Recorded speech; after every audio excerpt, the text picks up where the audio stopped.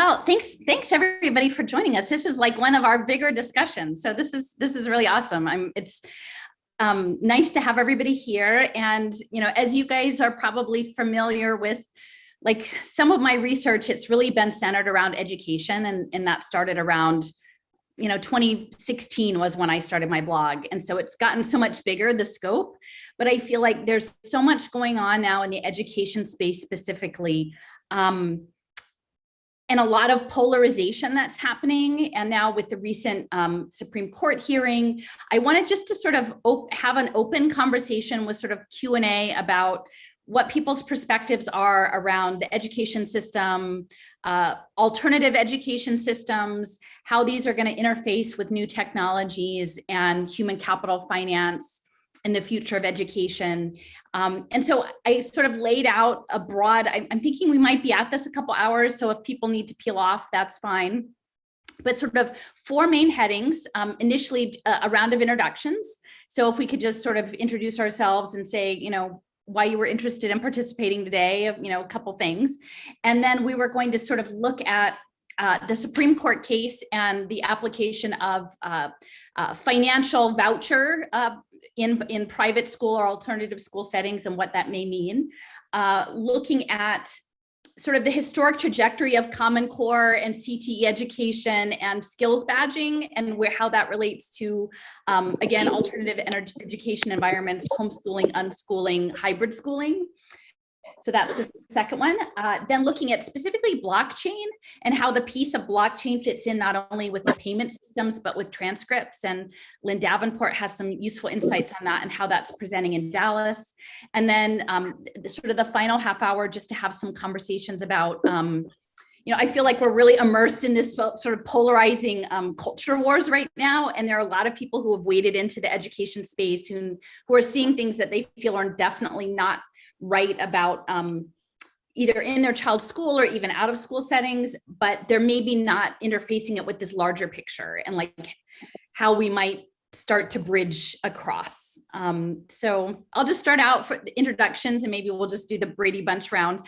I'm Alison McDowell. I'm based in Philadelphia. I have a college age child who went 13 years through the Philadelphia public schools, and that's how I came into activism. And I'll just say my initial whole first phase was sort of pitting against public school parents against all the other parents, right? Like homeschool parents, private school parents. We were like, and in many ways, there were resources that were being redirected away from neighborhood schools. And so we were positioned to try to, preserve our rights and access. But as I've zoomed back and see the much bigger picture now, I realize we were supposed to be fighting one another. And in reality, like there's a much bigger system at play, which is artificial intelligence and sort of post-humanism. And ultimately, if they can keep us fighting one another, then they can do whatever they want with the future of lifelong learning, not just for kids, it's going to be for everyone. So welcome. I don't know. Like do a loop, like Lynn Davenport, you want to go next? Great, sure. Yes, Lynn Davenport, public school parent from Dallas, and I met Alison when we were both interviewed by Alice Linehan about maybe 6 years ago. And we were at the time talking about AI and digital learning and what was going on in Texas and Philadelphia. And we were seeing some of the same things happening with the privatization movement and education technology. So we had I guess our intuition was telling us that something was wrong, but now we see that all of those pieces were put into place in different regional areas in order to bring in this new system, which all of public school, private school, homeschool, all will be enveloped in this system. And so I've learned a ton from Alison, and we share and collaborate a lot of information that we're seeing locally, statewide, nationally, and then even globally. So I'm excited to participate in this because Texas has a lot of homeschoolers, and education is it's a hot topic right now, and the polarization of the parties. This will be a good conversation for us to have. Thank you.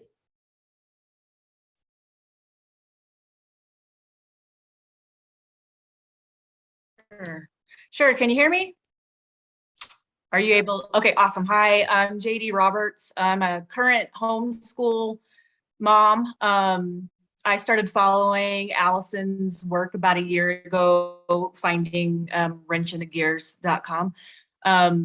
My kids have been involved in a Waldorf Forest preschool, our town's public school, and also a charter school that I was part of staff in for about a couple of years, developing a gardening program. So, I really got to see some on the ground and behind the scenes way these different forms of school are affecting my kids and their classmates. So, and I'm just here to learn a little bit more in depth about what's happening.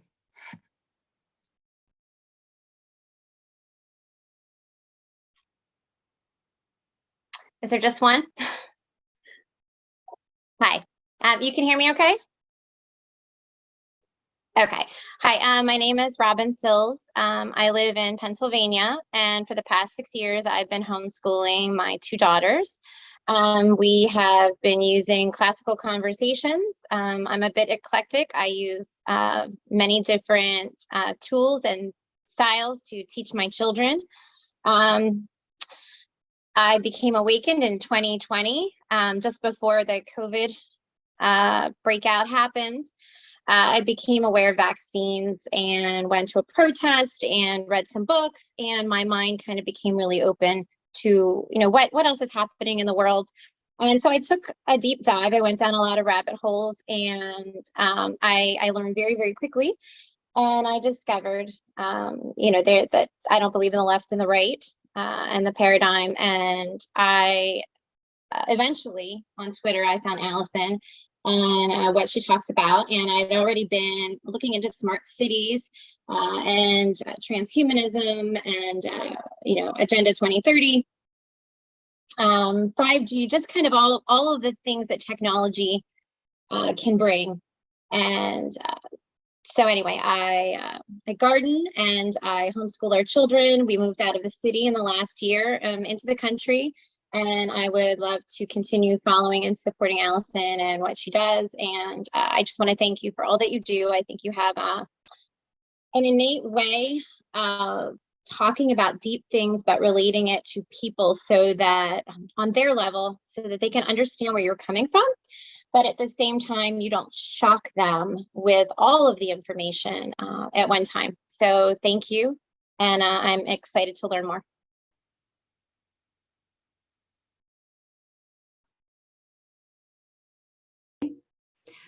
Okay.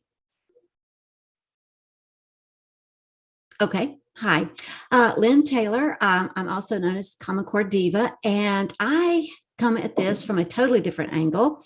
I spent 23 years in the homeschooling community, taught all 3 of my children, and I have seen the push for Common Core come from all kinds of places. And that's what encouraged me to go ahead and start researching, well, how was it going to impact homeschooling? Because at that point, this was probably about 2008. At that point, it really hadn't started yet, but it was on the way.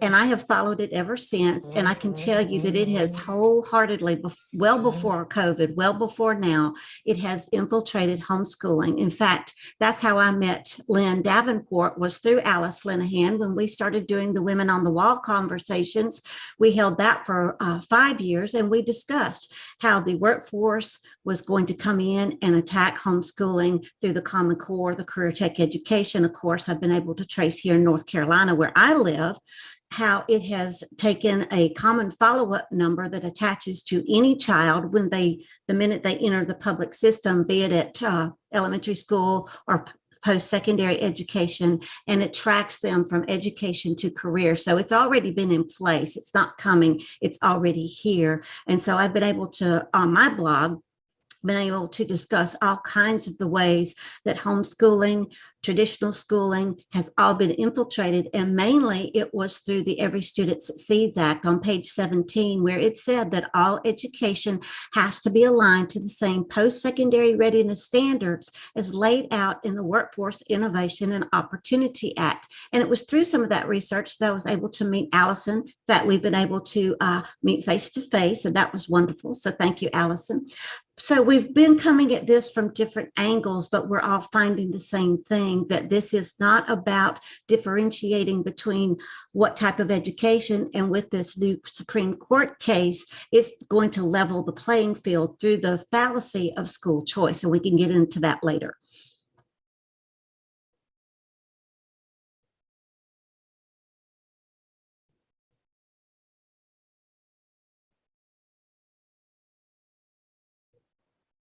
Sorry, that's me, Bina.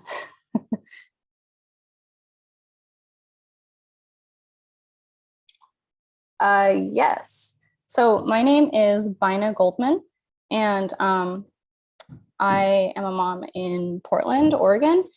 I'm probably the newest to everything here. I just started homeschooling last year, or this past school year. And I came across Alison McDowell's work about a year ago, but sort of came to education kind of recently because I was just reading, Alison has a really wide net that she casts. And so I was kind of looking more into other things. But my reason for starting homeschooling was that I felt like school was, my son was going to a charter school. And on the surface, it looked cool, it sounded cool, but he was really struggling.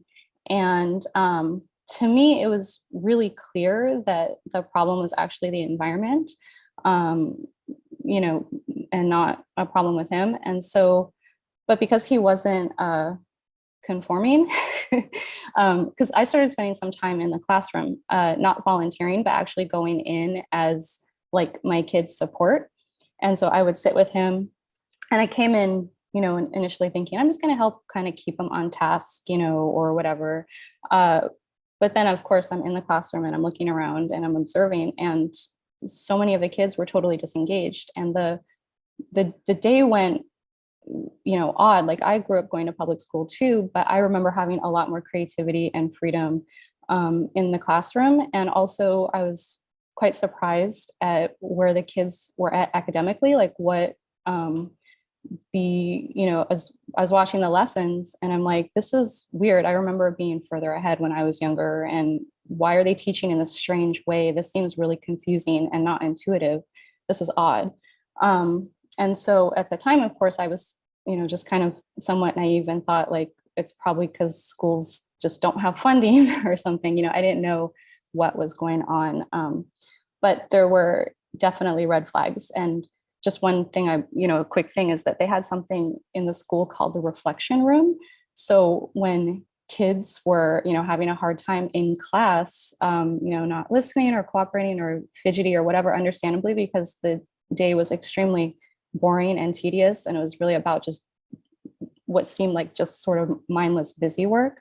So then they would go to the reflection room and they would sit, and it looked all nice. And, there's little things, bouncy things and fidgets or whatever. But reflecting back now, it's obviously, it's like a weird social experiment. It's like social engineering, they'd have to color code their emotions, are you in the yellow zone or the green zone or whatever? And so it took a little while to get to homeschooling because his dad and I are separated, and he wasn't quite on the same page with me. And so he wanted to go through with, the teacher's suggestions, which was, there's a problem, there's something wrong. And so we need to, have a meeting and do an evaluation. I was extremely surprised that they wanted to give him an IEP, because I was under the impression that those kinds of services were reserved for kids that had, like a greater need for services. Whereas, and I was very blunt at the meeting. I was like, I really think that this is just a situational thing. I don't think that there's actually anything wrong. And when they gave him the IEP, they actually checked a little box that said, okay, we've done all these evaluations. We went to vision therapy and all of this stuff, because the main area he was struggling with was reading and writing. As a mom, I saw that he was flung into it before he was ready, had zero interest. And then that pressure was making him shut down, and then, which was making him more resistant, which of course was then being framed like there's a problem. And so, but I didn't realize they checked a little box on there that said, well, we haven't found a problem, but we presume there must be one. And I was like, that is so weird. But now I'm realizing, I'm learning that actually they're really casting a pretty wide net and pulling a lot of kids that you wouldn't normally think would get an IEP into that IEP system. So, and anyway, I got finally his dad to get on the same page with me. And so we decided to do homeschooling last year. But he does still have his IEP. That was kind of the compromise that his dad and I made. I was really looking forward to getting him fully out of the system, because, and again, I didn't know what I know now, but I felt like it would just, those interventions would just make problems worse. So anyways, I've learned a ton, and I wanted to participate just, to learn more and to be able to ask questions to people that I really admire. I'll just say, especially Alison McDowell, only because I'm most familiar with your work and I love your framing of all of these problems. But thank you to everybody.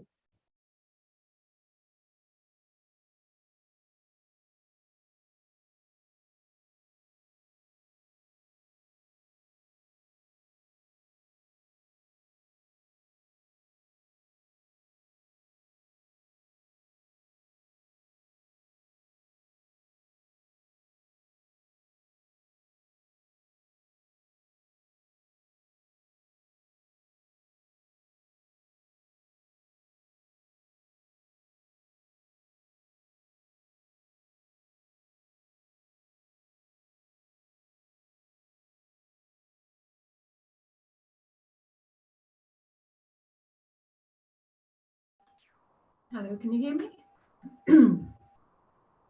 Yeah, you can. Okay, I'm from the other side of the world, basically. So thanks for inviting me. I probably have a slightly different perspective, but much of it is the same.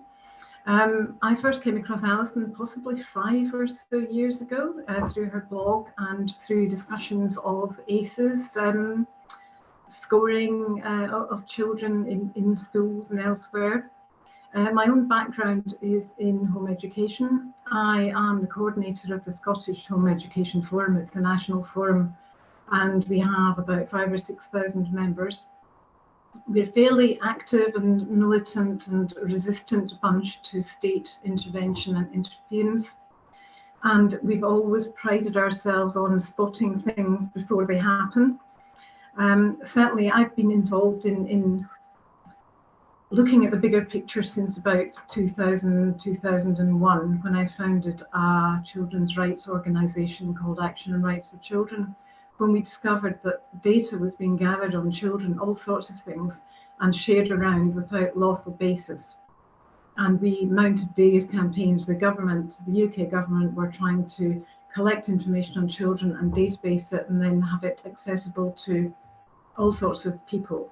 And we weren't entirely sure what the big picture was then, but we've kind of kept up with it along the way, although I must admit to falling behind slightly now. Alison's way ahead of me. Scotland got its own parliament back in 1999, so we have our own little parliament. And we're very concerned because it looks like Scotland was the ideal sort of petri dish for a lab rat nation. It's small enough and it's got all sorts of areas of deprivation, like Glasgow is a major city full of sort of disadvantage and deprivation. It's got big rural areas, island areas, so it's really ideal as an experimental sort of place. And more we've discovered that to be the case with the legislation that has gone through our parliament. Probably my biggest claim to fame is being involved in taking the Scottish government to court over a piece of legislation that would have allowed every single public service to gather and share information on every single child and every family member and associated adult. It was really dangerous. It was known as the named person judgment. but the government wanted to give a named person to every single child, so that ostensibly a single point of contact, so that services could be provided without parents having to tell the same story over and over. Well, we saw through that immediately. What it was actually an enforced data collection regime, whereby anybody could have this information on children and families and could intervene early to prevent escalation. In other words, they wanted to impose state-dictated outcomes on every child and every family, so that if you weren't following along the way that you were supposed to on your journey, you would have all these nice social impact investors come along. The social enterprise sector just boomed with this, because they all thought, wow, this is great, we can make money out of this misery. So what happened was an illegal data sharing regime was sort of set up with all sorts of so-called regulators saying, oh yes, this is absolutely fine because it's for the good of the children, you know. So we had to go to court. We had the knowledge, but we didn't have the money. So there was a coalition of interests got together, and it was the Christian Institute in the UK who actually funded the court challenge. Well, we lost at the outer house of the Court of Session of Scotland. We then lost at the inner house of the Court of Session of Scotland. We had to go to the UK Supreme Court to get a judgment in our favour. Now, all along, we were saying this was about the data. Well, the home educators were saying this is all about the data. Other people thought it was all about imposing a named person. That was just the cover story. That was just the job title. The job description involved getting all this information out of children and parents and sort of, you know, handing over to whoever. And I'm not quite sure how our government was bought off, but it clearly was. And there are indications that a lot of people came from the US. A lot of these ideas came from the US. You're not No Child Left Behind, I think it is, and your Common Core all lines up with our policy, which is called Getting It Right for Every Child. Now, it depends what right means, right according to the government. And what is it? You know, it is the state outcomes. That's what they want to do. They want to actually own children. And I think if I borrow a phrase from a friend of mine from Scotland, who's a psychoanalyst, he said it's like the global gulag. This is a global movement, and people are not seeing the big picture. They're involved in, as I think as Alison was saying the other day, mini psychodramas all over the place, all these distractions where people are just not seeing anywhere beyond the bubble that they're involved in. And admittedly, there are lots of things to be really very, very concerned about on the ground. And I have to take some time out sometimes because my focus is on supporting people who are being harassed and, you know, really, really struggling just to get by. I don't know what the answers are, but I just know that I'm kind of on the same page as you from the other side of the world.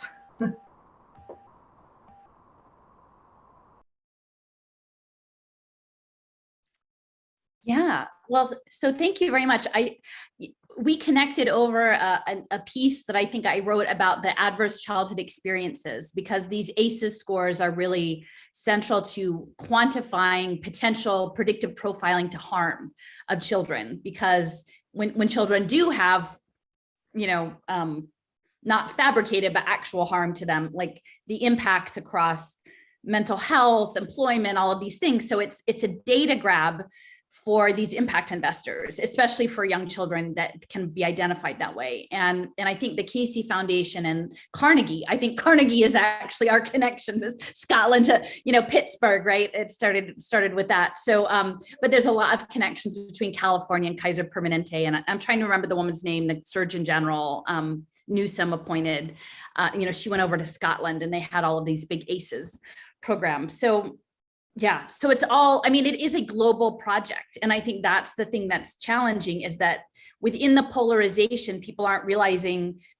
it's kind of all of us or none of us. Like we actually have to sort of realize, like, we have to unite to take care of the next generation. And also for me, it's nature. Like, you know, it's like the place we live and the children, because if this thing that's coming is coming for every nation, for all the kids, even though I think the ones that are most at risk are on the front lines of this stuff. So, so I thought I would start out, I just wanted to touch a little bit on the Supreme Court case and Lynn Taylor, I think you're probably the best equipped because you've been in the trenches for a long time with this. I'll just say, as a person who is a fish in water, right? I went to public school. I was good at public school. I was really well behaved until I stopped being well behaved. That was my problem. Like I had a breaking point. I'm like, oh, all the stuff I was taught isn't what I was taught. Like I you don't know until you know. And so that shifted for me. But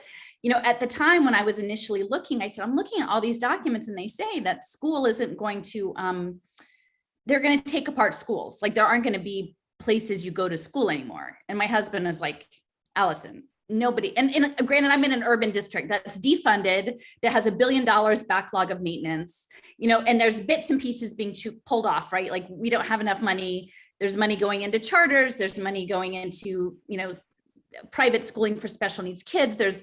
Now we have cyber schools that are public schools. Like and then vouchers, like there's no way there's going to be enough pots of money to run all these things. Like something's got to give. And he's like, oh no, people will never go up their schools. I'm like, well, these aren't people you should just pretend like they're very influential. I don't know how it's going to happen. And then I think we all know what the trigger event for all of this was. So when we see things about vouchers being approved, I think we have to understand that all of the people at the top know that the way we do schooling for the masses of public school students, it's not meant to continue.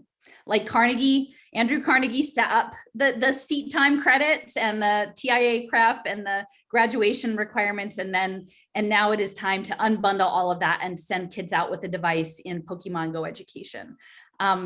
So Lynn Taylor, can you say a little bit about the Supreme Court case and sort of your take maybe on what you've seen in recent years within the homeschooling community? Because I think there's sort of a split. And since it's not my space, I think you might be better positioned to talk about it. Okay, well, thank you, Alison. Yes, absolutely.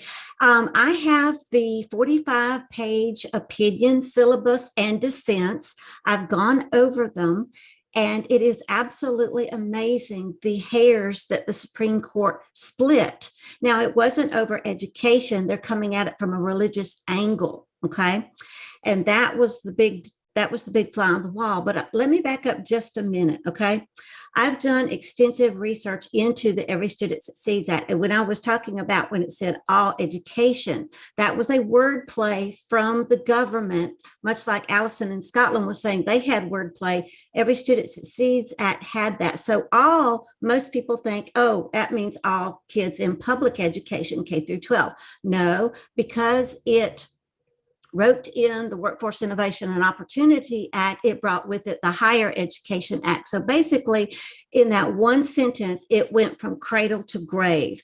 And also with it came the data tracking from the education side and from the Department of Labor, so that they would marry to make this constant flow between ed and labor of credentials and stackable credits. And now we're seeing not only states get rid of high school diploma requirements, we're now seeing that the military here in the United States is also getting rid of the diploma. So I've not looked at that, but how that plays into school choice is because we have this fallacy that choice still exists. But when you have a mandate that said it all had to align to the same thing, that means all your money, all your funding, all your data, all the programs, all the assessments, because we know that the tests, and of course, these are from the global perspective. And if no one has ever read this book, Barrett KJOS wrote this back in, I can't remember when she did it, but it's a little booklet. And it was talking about the global appeal of Common Core. And she details this 100-year progressive movement that has brought us to the place that we are all in across the globe, which is it's married to the United Nations Sustainable Development Goals, chiefly sustainable goal number 4, which is education for all, and number 8, which is decent work for all. And woven into that will be those ACEs. And that's why I had raised my hand, was because from my research, I have found that not only was it funded by the Centers for Disease Control and Kaiser Permanente, but the Rockefeller Foundation started this to create a backdoor into the smart cities through a resilience movement that has been embraced by not only only educators, but policemen, churches, community development, all kinds of places have done this. And there are over 100 cities across the world who are in these resilient city models to go from cradle to grave on behavior management, which would lend itself to those color coding that Bino was bringing up. So yeah, it's all this big shuck and jive decision to say, oh yeah, we're going to let the state pay the school of the parent's choice. And what I just did was an interview on it where I pointed out from the Supreme Court decision that, okay, supposedly these two Christian schools are supposed to teach a totally different curriculum. Alison and everyone else, let me tell you, I looked at the websites. They use the same federally funded assessments as the public school system. So therefore, there's not as much difference as they want to say in this particular decision. But this is going to open up Pandora's box. It's also a huge, huge political play just in time for the midterms to make one party look like it is the family savior, because after all, we're guaranteeing you educational school choice, and the other party as the bad guy when they're both in on this together. Because what I have found is that conservatives and liberals love school choice because they think they're getting something for nothing, and it's our tax money that is being misused. And the partnerships that are coming in, the fascist public-private partnerships that are coming in to support this, should be a warning bell to us all. But we have a corrupt Supreme Court that just kicked this can down the road.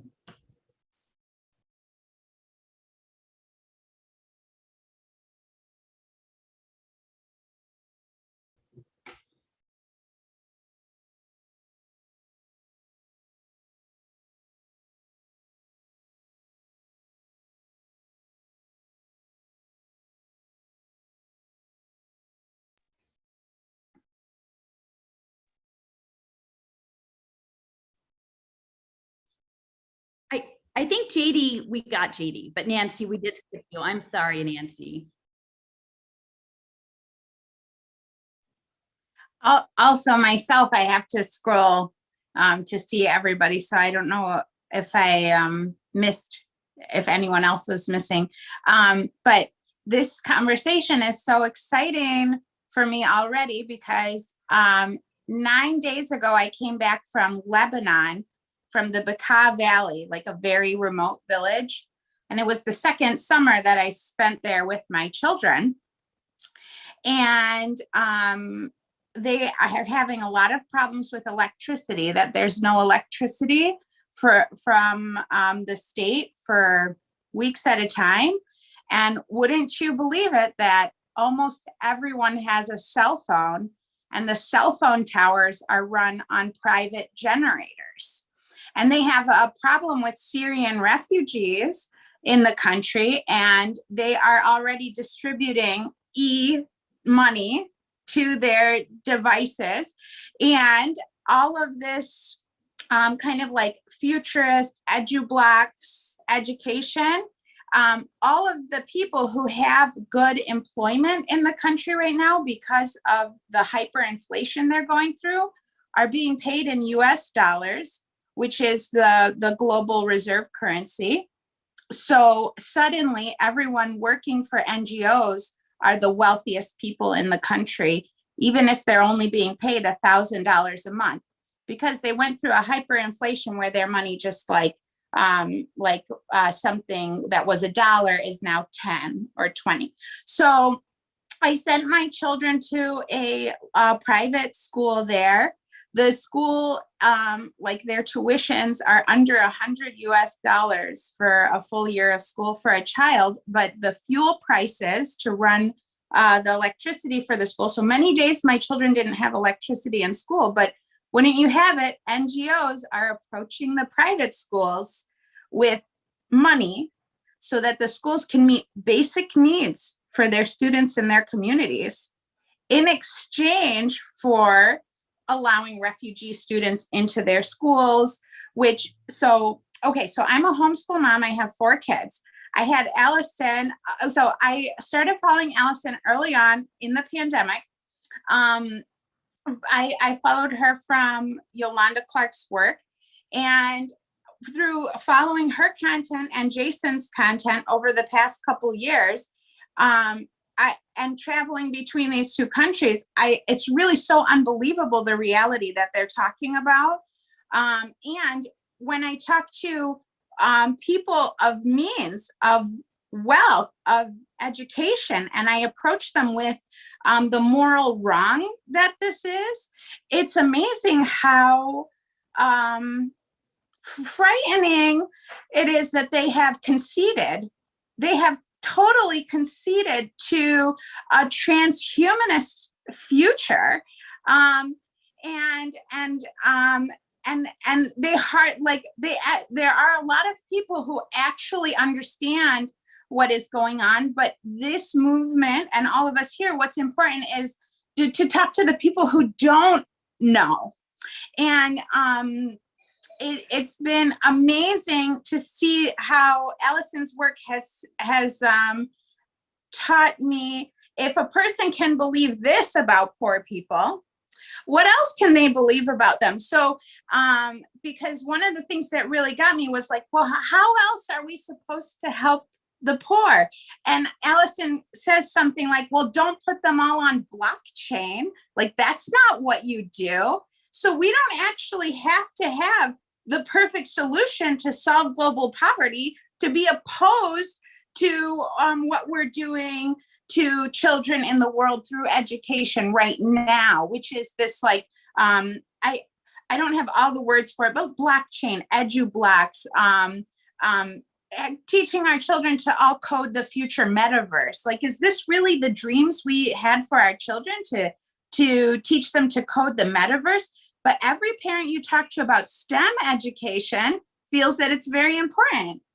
So it's just, I'm so encouraged by even just like the seeds that Alison is just throwing out there, like the dandelions, you know, because as soon as we know and we turn away, it's like, it'll be so instant. I'm dreaming it'll be like the Dutch tulip crash. You know, that's my real dream, is just that this whole idea of creating a data commodities market out of my babies, like out of my children, will just have been a bad idea from the start.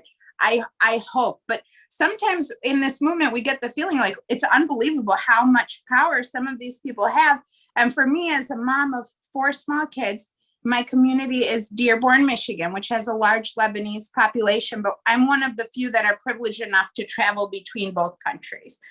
So those of you who might have not drawn how I got to that situation, but my husband's parents are there, and we're raising our family here, and I'm preparing my kids for whatever future this world is going to be. And all of you guys are helping me.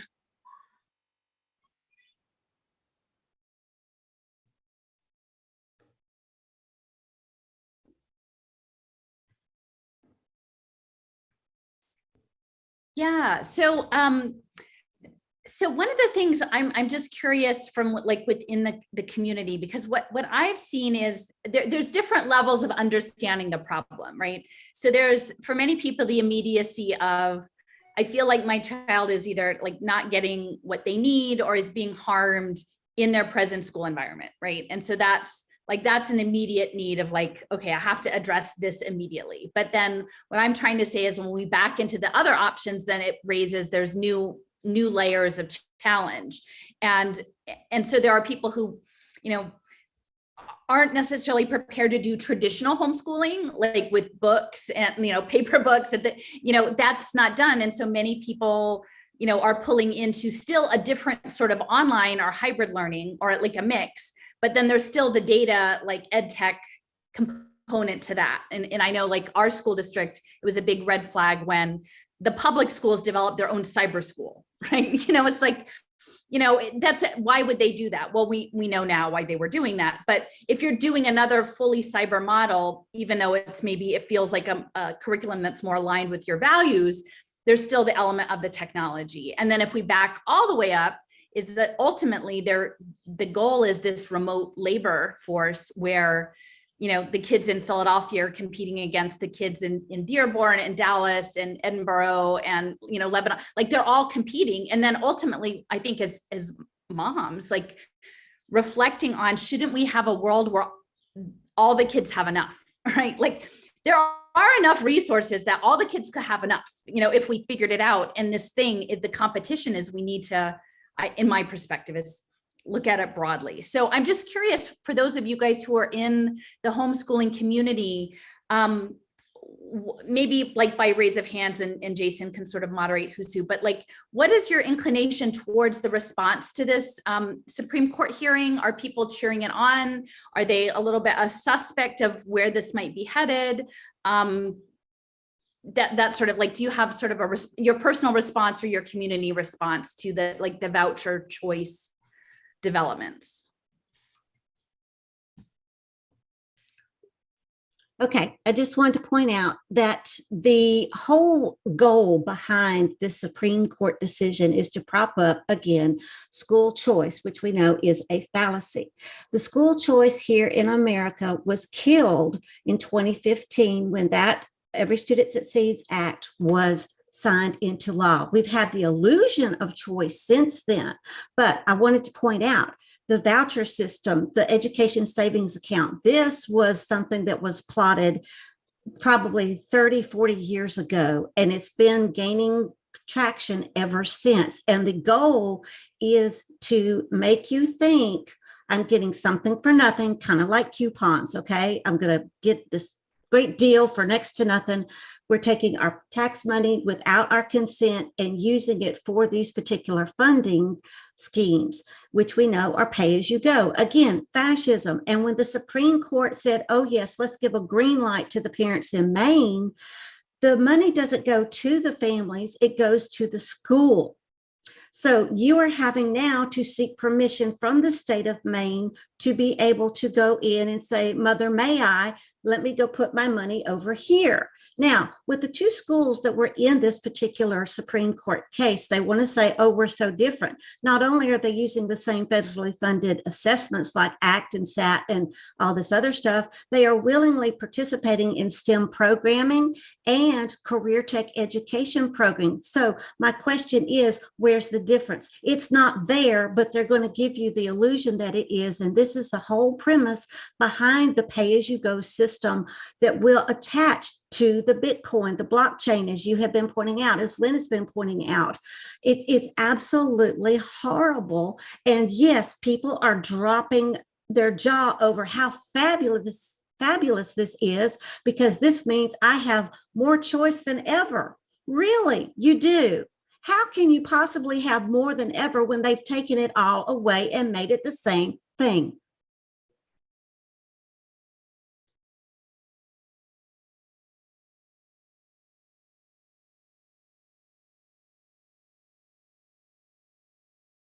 Okay, I think I got it. Back to the question that Alison proposed, like how are people in the homeschool community taking this, and then kind of dovetailing what Lynn Taylor just said, how can we think that there's choice? So from where I'm standing, yeah, the sound of school choice sounds wonderful. I mean, it is our tax dollars. Why shouldn't my family get to be able to use that $8,012 a year per kid for, our homeschooling expenses? That would be great. But immediately my mind is like, well, there's always strings attached. Are we going to have to follow their curriculum? Are they going to be tracking our kids' data? Yeah, that's the answer. So I think a lot of people in the homeschool community, and especially on the more conservative slant, are like, yeah, those are our tax dollars.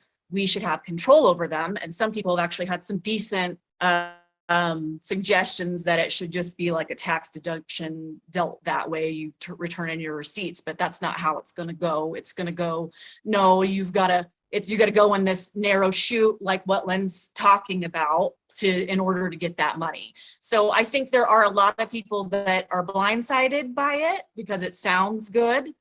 But I think there's also many people in the homeschooling community that are like, nah, I would rather have control of my children. That's why I homeschool in the first place. So I do think there's a lot of savvy people out there that kind of see this for what it is, but I don't think they understand how deep the rabbit hole goes.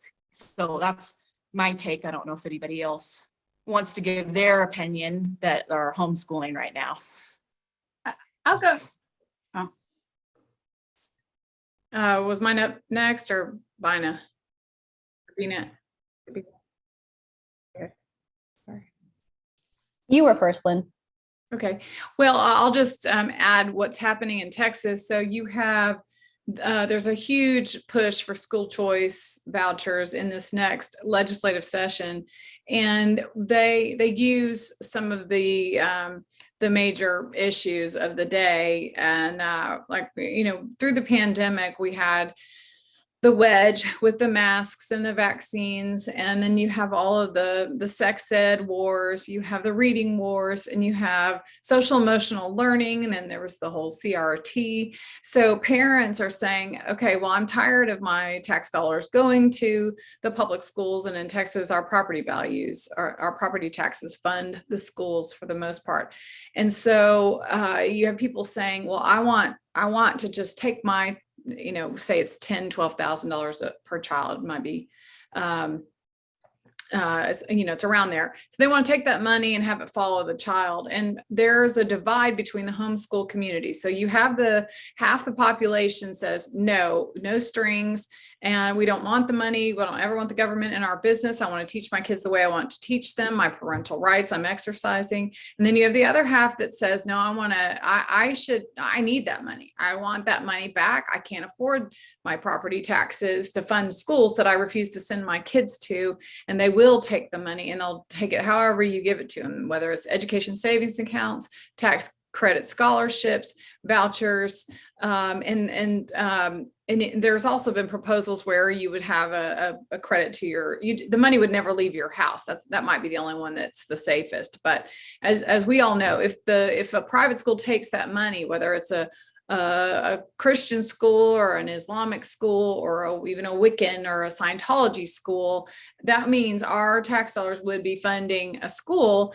that once that school takes that money, then they will not be they won't have the freedom to teach whatever it is that's in their founding, their principles and whatever their doctrine is or whatever faith they come from. And so that changes things too. They will be mandated to have curriculum changes, or possibly they have to maybe water down some of the lessons if they take the government dollars. And so they're always saying in Dallas or in Texas, they're saying, no, we'll just bake it into the bill. No, we'll put in controls in there or stipulations where that can't happen. And the very system people are trying to escape is exactly what they will create. There's no way to legislate their way any kind of protection. So I just wanted to say that's what I'm seeing here is the political, those hot button issues are being used as a wedge and a tool to get people to get behind school choice.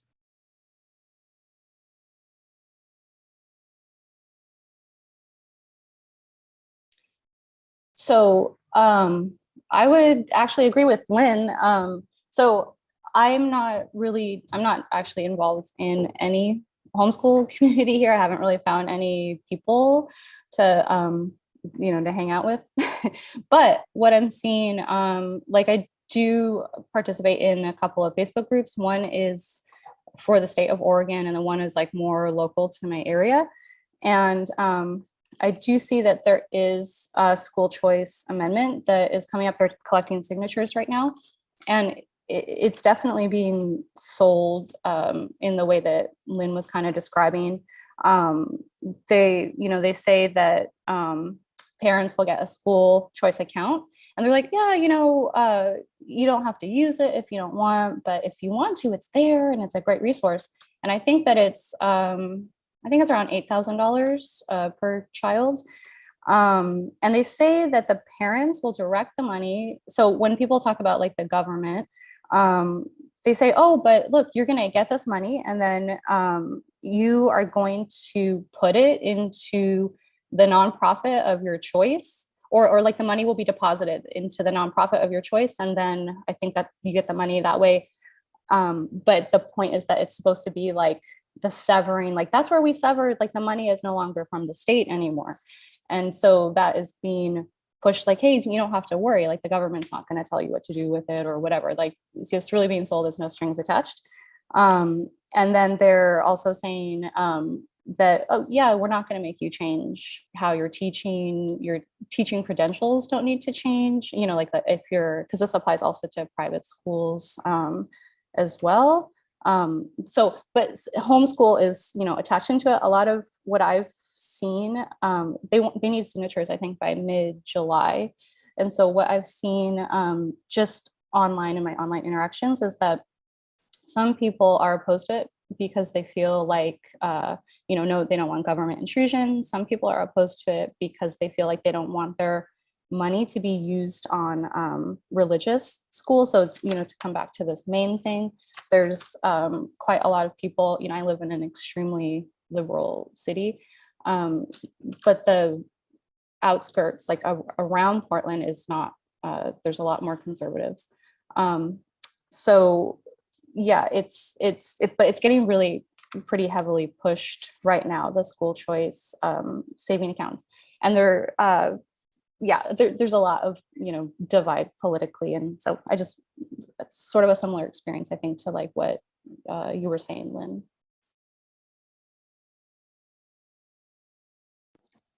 I would definitely, anything I could say encouraging about having a community. So I'm at Lindsay's house, she was on the call that we had with Alison about a year ago. We even had a city councilwoman on that call that we did with Alison. I think it was the early 2001. The vouchers in education, because I'm in Michigan, Betsy DeVos is from Michigan, and I'm a lifelong conservative. But all of my friends have always been progressives.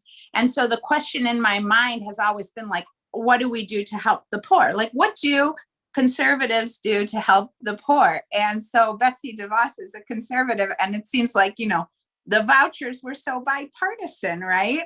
But all of you guys have been talking about, it's going to eliminate diversity in education, and what it means to be part of our local culture has become something extraordinarily different. So amongst the moms, so what do these voucher programs mean to us? Well, we have a WhatsApp group in the community, and we often invite other moms to kind of join us.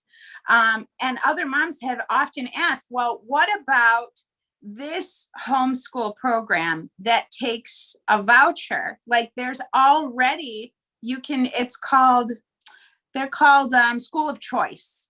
They're called school of choice. So the amount of programs, so we actually in our group kind of like politically police the choices based on how they're paid for. So it's like, are you paying out of pocket? Which creates a lot of problems, because then we're going to be alienating the moms who don't have money. So that has led us to meeting at our homes a lot to stay fair. But even inviting other moms into our homes, when they eat our food and they do our crafts and things like that, there's some discomfort. But through the public system, there's never any discomfort. And we never expect anything in return, but it's just something that has really had us looking into people's nature. And I could say from my own human nature, my eldest son has symptoms of autism. And Alison did a video on autism with a group. I can't remember which group it was, but it was basically about all the money that they're putting into autism behaviors. They're going to be able to put all the kids into it. But I have in my mind thought about this, and I'm just going to come out of the closet here. Like if I divorced my husband and I used for the date of my son's IEP with a lawyer, I could be looking at tens of thousands of dollars, tens of thousands of dollars to split my family, get rid of I could buy craft supplies from Joann's for the rest of my life. But when my son, before the pandemic, I was going through an IEP with him, and I had like 15 professionals at a round table telling me he interrupted the class 687 times in 1 week. Like data points, a stack of paper this thick on my son's behavior. And when the pandemic, and I was 5 months pregnant when the pandemic hit, all of these people who had such an interest in my life and all of this education and were so much a part of my community didn't even call me to see how I was doing when the pandemic hit. So making friends as a mom and building a community around this, if you want a joining belief that I think that Alison has helped with a lot, and I'm looking at the work of Lynn and Lynn, I friended you guys on Facebook. I think that telling people we don't want our kids to be transhuman it's a great way to start a conversation that has nothing to do with religion. It has nothing to do, like, how do you feel about the future of transhuman children? Like, would you want your child to, so that is kind of one point that I think you can start conversations with other moms without alienating them. But that's, for me, has been a challenging and humbling point, is building community for our children that is outside of the system and talking about these options like Lynn Taylor was describing, what this Supreme Court decision means to our children. I hope what I said made sense. Yes, it did. Thank you so much. But I just wanted to point out, and Alison has done a really good job from the angle that I'm about to take us, okay? The whole premise behind the Supreme Court choice is not about education. It's not about religion. It is about economy and commerce, because the school choice money, like you're just saying, Nancy, is a poison carrot on a stick that's dangled to our families. And you're right. If we want to abuse the system, we could all make tons and tons of money by doing this. And this is part of the danger, is that when the state gives you money back, telling you, here's what you could do with it, if you deviate from that, you're on the hook, which could mean criminal charges. All right. When Alaska decided, hey, years ago, they wanted to get in this kind of school choice garbage, the homeschool families and those who were away from the public system and could not get into town because of the weather in Alaska, they absolutely bought it. And what happened? They were forced into taking and teaching curriculum they didn't have time for, but because they took the money, they had to. So this is absolutely, and this is where I'm going to connect with Alison's work, this is absolutely the widget that was needed, and this decision will prop it up to create the implementation of the socialistic corporate blockchain, because the money is going to go and eradicate every type of education except public. Then it's going to slap a public label on it and create the national top-down control, because the U.S. Department of Education just announced, just announced before the Supreme Court decision, that yes, we needed a new family council at a national level. And if you look at the corporations that are in this particular family-oriented national council, because after all, we have to have a national group tell us parents how we can educate and how we can live and where we can work. And if you look at the particular list of corporations and entities that are in this particular panel that will be advising these parents, it is exactly what Alison has been saying about, we are being set up to be nothing more than a nameless, faceless piece of cyber information, not as living, breathing humans.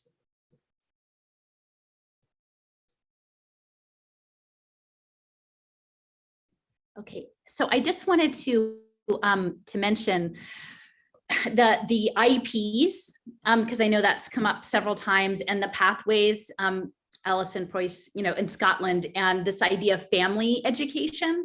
We're supposed to all be lifelong learners. I mean, that's the framing that's being laid out. And I did a couple of sort of deep dives into what's called a conditional cash transfer program that was actually piloted in Mexico in the mid 1990s. And a lot of the academic researchers, social scientists and political leaders in Mexico were actually educated at the Ivy League schools in the United States. So while it was a Mexican program, it happened with considerable US influence. And so because this was the mid-90s, the technology was not what it is now, but it was very much about aggregating data within school systems, within health systems, specifically targeting women, pregnant women, and women with young children in terms of and this is all connected to the World Bank, and they were talking about, at first you offer it freely, no strings, and then gradually you phase in the strings, once you get people dependent on expecting this.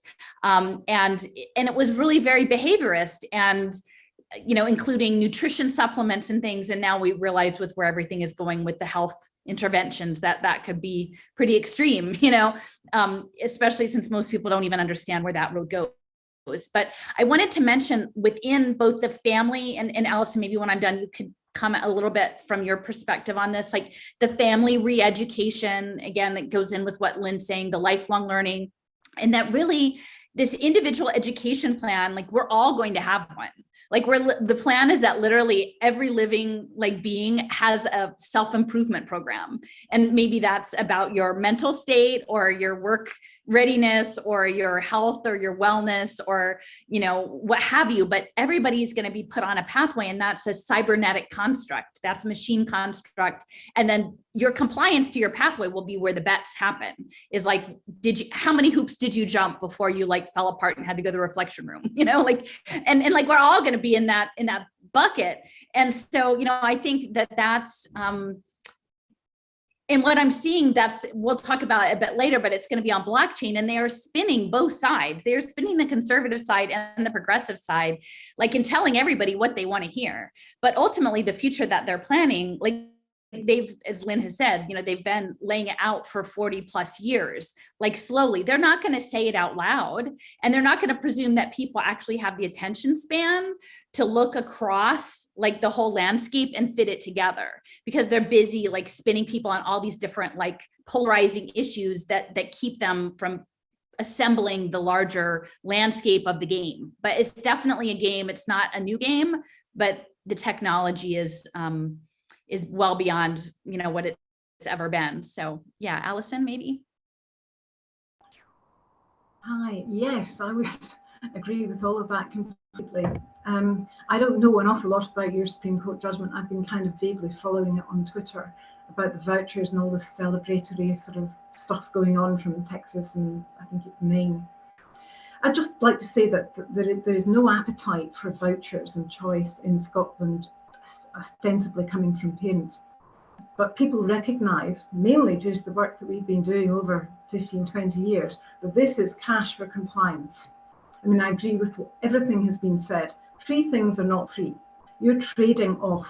And it's data. It's all about that. That's the new oil. That's how it's been described in Scotland. I suspect that they've already sold our data off, and that's why they can't back down, despite having lost in court. In 2016, they're still in denial about that. It is a womb to tomb project. It's a long-term project that we have been following for a long time. As Alison's just been saying, the technology wasn't there in the 90s, or it was there, but it's now just exponentially sort of got ahead of everything. My son works in technology industry, and he said basically what's happening is we're automating people out of jobs. That's what, partly what he's doing. And he said, you hang on to your knowledge. You don't give anybody anything for nothing. You don't give anybody anything at all. So the home education community, and I call it home education because we do differentiate between home education and homeschooling, because we are separate. We don't have the same sort of use of curriculum that seems to be very prevalent in the States. We're very independent. People are more into what you would call unschooling, autonomous education. We're very independent. But there are outliers. We are outliers. Home educators certainly are. The other group that I can think of are gypsy travellers, who just today, I mean, the UK government has practically legislated them out of existence so that they can't travel and they can't have sites. They can't do things. It's absolutely outrageous. There's a schools bill going through the UK Parliament, which doesn't affect Scotland because we have our own legislature. but the UK Parliament is legislating for compulsory register of home educated children in England, but also for a great deal more besides, which involves collecting data. And from my understanding, that data, it will be initially just basic stuff, but mission creep will take over, and they're looking at measuring absolutely everything. Effectively, a friend of mine said, you know, what they're doing is measuring the worth of a human life and actually turning it into something that can be exploited for profit. And that disgusts me, as other people have said. That totally disgusts me. That is not what our children are for. They need to be protected, but they are being groomed within the system. Now, I do have sympathy for families who are struggling, who perhaps need a bit of help and will perhaps trade off something to get access to things like examinations in this country, which are expensive. People are saying, well, yeah, we want this, and there are various payments that are made by government for childcare. But the point that everyone else has been making is that the money doesn't come with no strings. The strings are that you must access a particular service provider who follows the government state dictated outcomes. You don't really have a choice unless you pay for it yourself. And even then, the walls are coming in on all of us who just say, no, we don't really want anything to do with you. It's getting harder and harder. And I think the pandemic actually accelerated this move, in that we certainly noticed our community was, I use the word disrupted, but what we had were the schools were closed. Parents were expected to suck it up and get on with educating their children. So we had a huge influx of school-dependent parents coming into our community thinking we could help them educate their children, we would tell them what to do. Whereas home education is about, you know, following your child's interests and actually being quite autonomous in the delivery of education, which means that a lot of our long-standing home educators have missed what's been going on because they haven't seen what's been happening outside their own particular environment. And I really don't know what the answer is, but people are willing to give up their data, you know, to be able to get free stuff, and it's really very, very depressing. We had some sort of suggestion of vouchers in the early days of the Scottish Parliament in the early 2000s from Conservative members, but you know there was no appetite for it because most of the schools in Scotland are state schools, are public schools.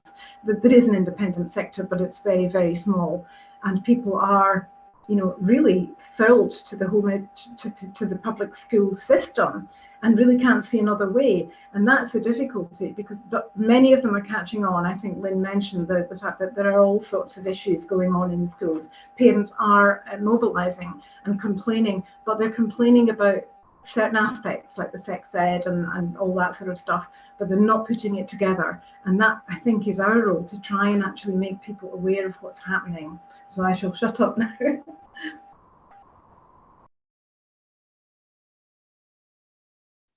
So I actually, when I was overseas, I thought about how disruptive this technology is to the local culture. And, you know, the way governments or leadership is set up is kind of universal. Like there's mayors or, you know, municipalities, whatever. So I thought it might not be a bad idea if we as small towns and communities tried to push for almost like a position that could arbitrate which technologies are too disruptive to the local culture or to the children, and then try to build thoughts and ideas around that.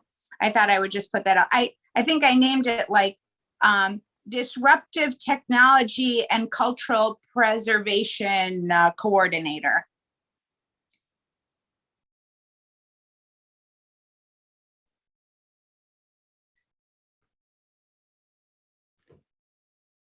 Well, I mean, I like the idea of, I mean, it is disrupting the culture. I mean, that's, I think this is maybe a good segue, if you don't mind, like into the next sort of chunk of like half an hour. Like I wanted to talk about like the globalist, like the globalized view, like the global worker, because ultimately within this frame, and again, I have my own sort of perspective on sort of the nationalist framework. Like for me, I think there are a lot of I think that the culture is really important, but the idea of borders, at least in terms of employment and the economy, are changing so substantially that people who sort of lean into a nationalist from an economic standpoint don't quite understand the role of remote robotics, what's coming.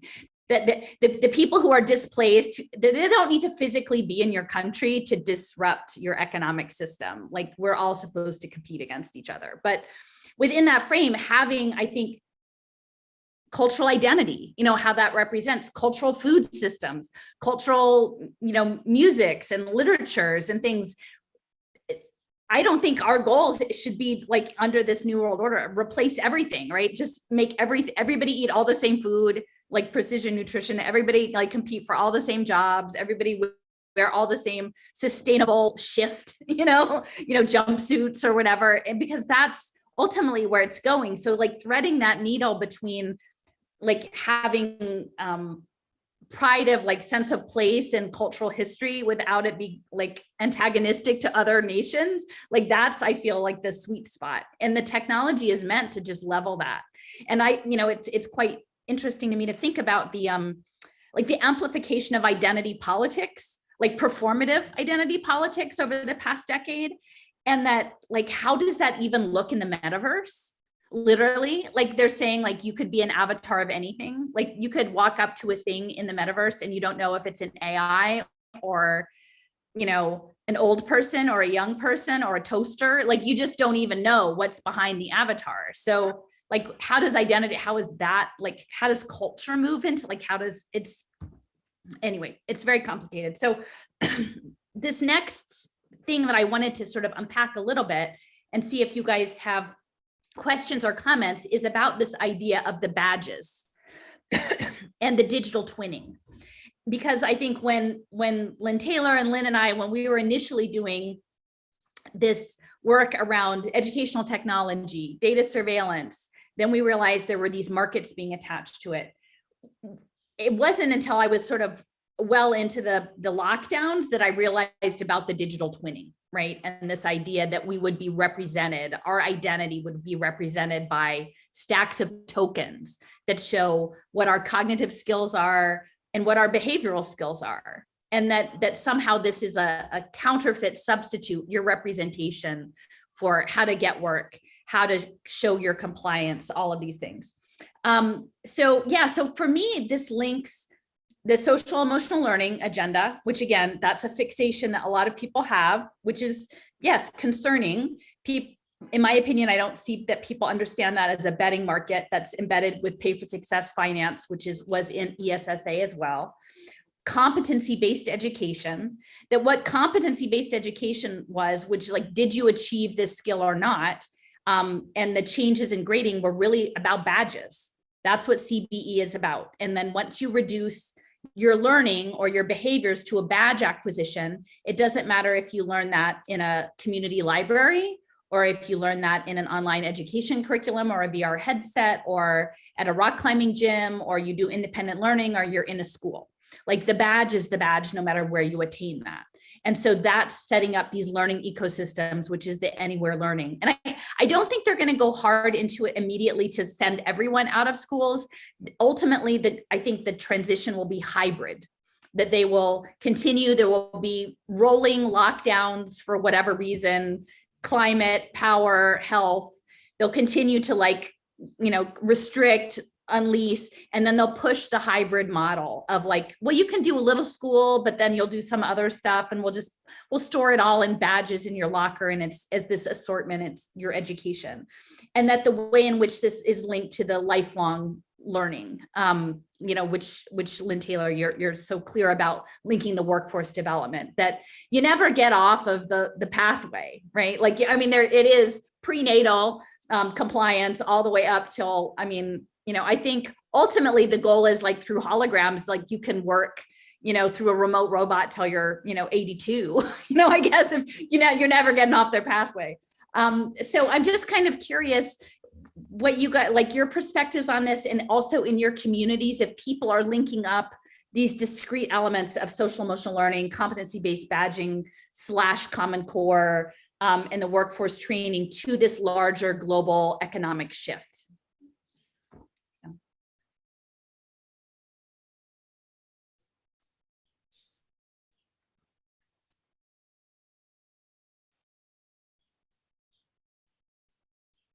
Yes. Okay. So on what Allison was saying about the hybrid schooling, it reminded me of the call that we were on where we first met virtually, talking about AI and ed tech in the schools. But there was a document. The Texas Association of School Administrators did this whole vision for public education back in 2008 and then implemented it in some key school districts, high performing school districts. But it was the blueprint they were following was from a Gates document about high performing schools. And so I connected the two, but one of these, one of the pages in the Texas Association of School Administrators document outlined this future digitization, and it was talking about it had like 6 different points, but one was schools must reach out to those who would educate at home or in small networks and welcome their involvement in the school community.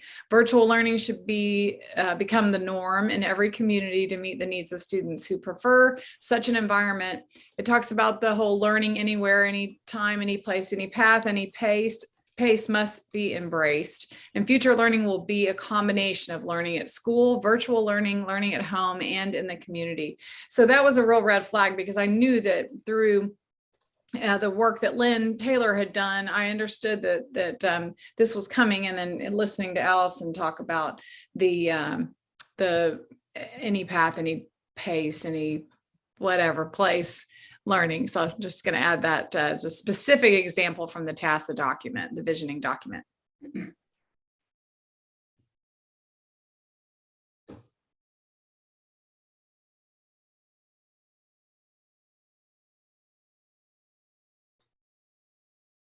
Yes, please. I just wanted to speak to what Alison was talking about as far as the credentialing, the digital badges and that sort of thing. I cannot remember exactly what year it was, but I know I was doing research and I saw where this workforce readiness was coming about. And what we're going to see is, again, it's going to be another way to divide those who can work and those who are not able to work. But here's how it's going to do it, because you have the merger of data between education and labor. There are all these career tracks or career pathways, if you will, that are supposed to set our students up for tremendous success. And what it is doing is it is attaching more data points so that, as she was saying, you don't really even need to show up at school. We've seen COVID do this masterfully through the online supposed education that everyone is supposed to be getting. But I wanted to point out that this reminds me of when I was doing that research a few years ago. There was this one video, and it was very chilling.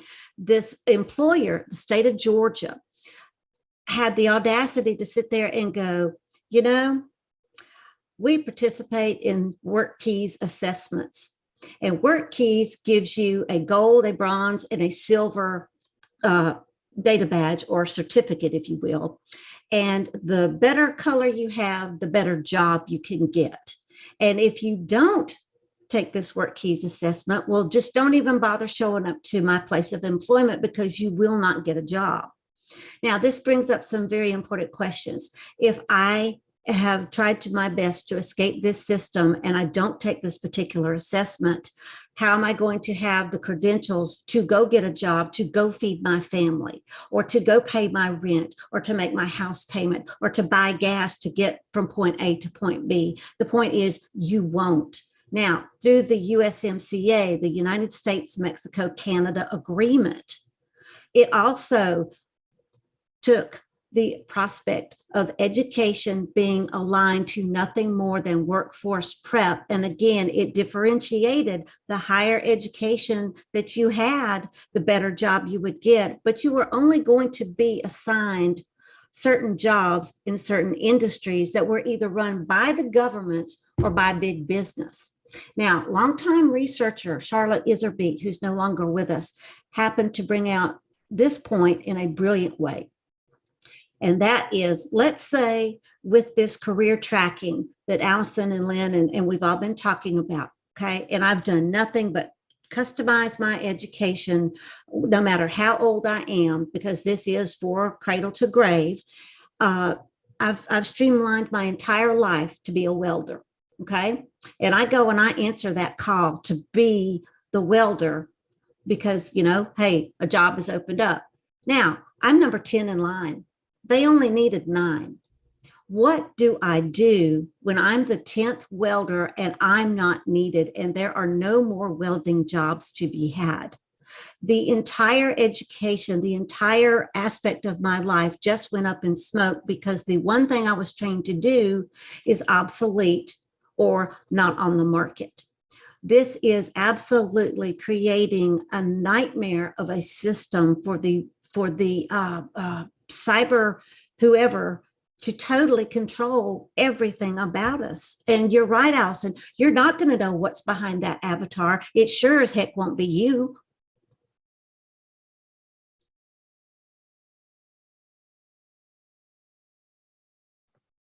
Yeah, I wanted to add just about the tokenized economy and all of that, that it's not necessarily education that's fueling it. That definitely is, but my 11-year-old son loves video games, and the ones that he loves the most are the tokenized video games. So even if, you know, I customize the curriculum and I try to keep them, you know, doing real tasks in the real world, he's still, that's the most exciting thing for him to do, are these virtual tokenized games. And I think dovetailing on what Lynn just said about, you know, how do I guide my kids to be entrepreneurs or into skills if they become 18 and everything I've taught them is kind of, it doesn't matter because all they have to do is play these video games. I mean, it's very hard as a parent to guide them and try to teach them all the stuff. Like they don't understand what I'm talking about when I'm saying, hey, you don't want a tokenized economy. Like they're like, huh? Like this is fun, you know? And it's like, it's kind of, I just don't, I'm kind of at a loss as to guide them about this. And I don't know if you guys have any insights about it, but you know, again, like what she said is like, even if they learn a trade, you know, are they going to be able to utilize the skills that they learn unless they play all these games? So if any insights would be helpful. Well, I think Stacy Earle was someone else that I had connected with early on. And I guess she wasn't able to make the call today, but she's based in Northern Kentucky and she was in the public school system. They implemented Summit Basecamp learning, online learning education. And I think eventually pulled her family out of the public system. But at the time, her district in Northern Kentucky, which was in the proximity to Cincinnati, which is the base for Knowledge Works, which is where the learning ecosystems are coming out of, and Strive Together, which is the Cradle to Career, it's their spinoff. It's not far, it's like in the general area. And she was saying, you know, they were remaking their district for like a regional economy of maybe 8 different kinds of jobs. And this is very much in line with Lynn, the work you've done at the Workforce Innovation and Opportunity Act, and thinking, again, this is maybe 4 or 5 years ago. What happens if you're trained in a certain region for a job? Like, you know, here's your 8 choices, right? Our region does this, you know, it's kind of like the Hunger Games, right? You know, like this is our region, we do these things. And I thought, well, what if you grew up in that region and then like you relocate to the other side of the country and like those aren't the 8 jobs? Like, how does that work? You know, and then the last 2 years of lockdowns and geofencing and understanding that, I'm like, oh no, they can really make it so that you're not allowed to go anywhere, like that you literally have to stay where you're raised, because you won't have the tokens to leave unless you have connections. So, you know, I don't have a good answer on the tokenization. I mean, for me, my child is now 21, and so they came through and they were in a magnet public school, so they got a pretty solid, you know, education of that sort. It wasn't super tech heavy, but they don't have any badges, right? And so what happens is they're like a lost cohort of young people who like come through the system with no badges. And, you know, as young adults in the career, they do pretty well. But then like when they're in their 40s, they're competing against 30-year-olds that have 500 badges. And like, how does that even play out like in the future? Like, no one's really talking about what that is if AI is making the hiring decisions. And I know Lynn Davenport has shared with local folks in Dallas this short clip with Charles Hoskinson of Cardano, where they're blockchaining millions of Ethiopians, students. And he pretty much just says your metadata from pre-K is going to decide who's worthy of having a job. Like, we're going to know from pre-K if you're in alignment with the government and if you're worthy and for what job. And so Bina, when you were talking about like your son being like off task because the thing is so deadening, I'm like, they're training kids. Like, the school is to train them for the future. And the future is, you're not going to have rewarding work like as they imagine it. Like, you're not going to have an expectation that you get satisfaction out of your job. You're just going to have to learn how to be gritty and resilient and do it. And then when you fall apart, you go to the timeout room until you do your meditation, you get it back together, and you go back. And like in the going back may just like be in your headset. It may not even actually be real. So, and the one last thing I wanted to mention, JD, on you had, I think in your introduction, mentioned like Forest School and Waldorf. And so we, Leo Saraceno and I had just done sort of an hour-long discussion around the tokenized economy and the sovereign nature program. And literally, the video games are going to come out of the screens and be in the world under surveillance. And they were talking about utilizing parks, public park spaces, and creating gamified environments to reconnect you with nature. Only it would be through geofence signals. And it was called like the game of Oracle and the game of Sigils, which are like magical imprints. And so it's almost like LARPing. It's like sort of got this LARPy overlay, but under digital surveillance, where you're actually earning tokens and NFTs by, performing rituals, like following people who have done rituals and doing your own rituals. And,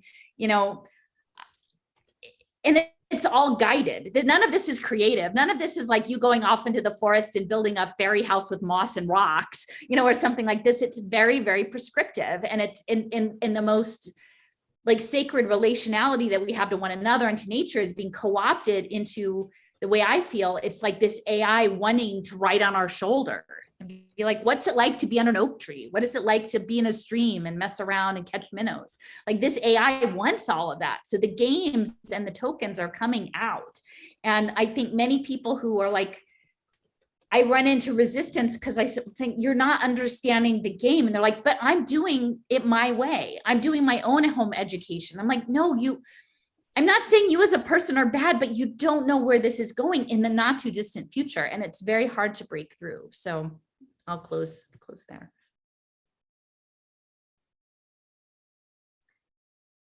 Yeah, it's a bit it's a bit odd. A lot of people they seem to think that they can just completely get out of this, right? I feel like that a lot of people say that to you, Allison, like, I don't want to be part of this. I'm going to like go, live in the woods or something, but you're like, there's sensors in the woods, so let's just see, I had a few things like, so when you were talking about grit and resiliency a second ago, Allison, like, it literally feels like, like children, like on the surface, like, wow, grit and resiliency, that sounds so nice, to teach our kids that, but really you're training them to cope with basically hating their lives or with being sort of low grade traumatized daily.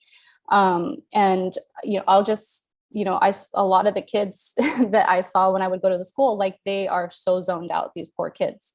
And it's, the framing is always that there is something up with the kids. It's very obvious that it's not the kids. They're like little robots. And here in where I live, the Intel is here. There's a lot of tech people.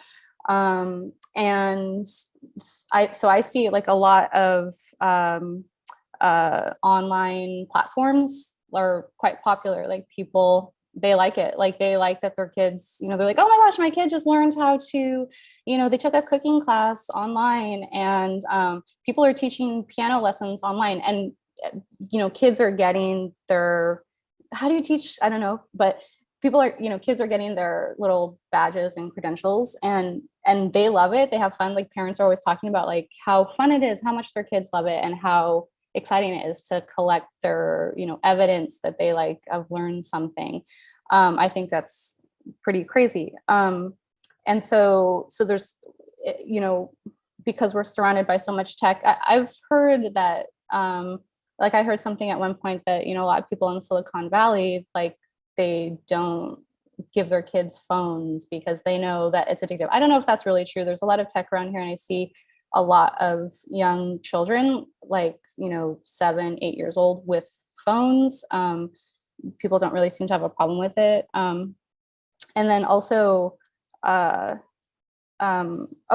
go back to JD, you know, like I have an older son also who is about to start college this year. And, you know, yeah, like, so if you're teaching, you know, if you're trying to keep your kids kind of as much as you can sort of for the moment outside of these badging and credentialing, you know, you end up having these young people without badges. Yeah, I guess what do? I feel like they're going to get, you know, Lynn Taylor was talking about this. It's like as soon as you get into college or community college, like you're going to get put in that sieve, even if you've managed to sort of stay out of it a little bit.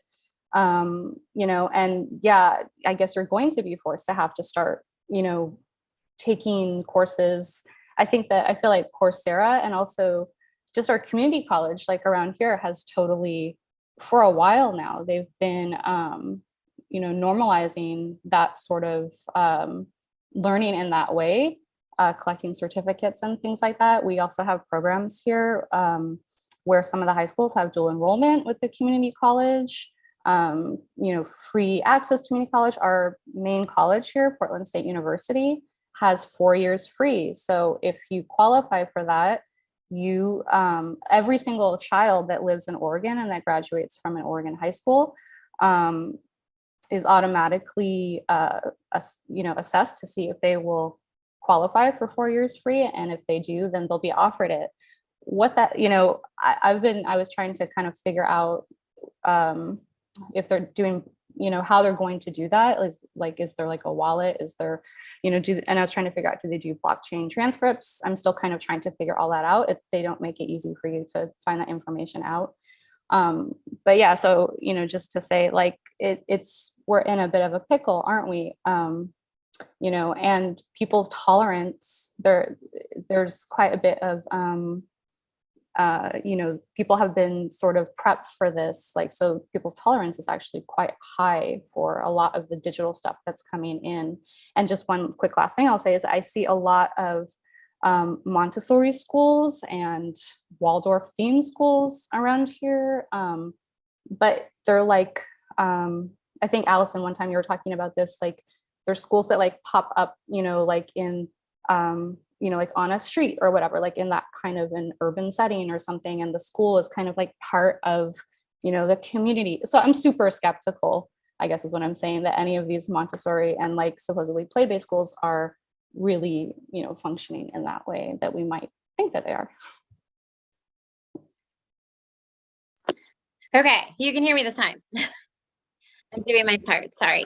So I just kind of wanted to touch base on, I forget who exactly said about getting your children off of this badge system type thing. And I just wonder where some people's faith is, because, you know, we're Christian in my household. And when, you know, I teach my children that it is not about your good works, it is about your faith.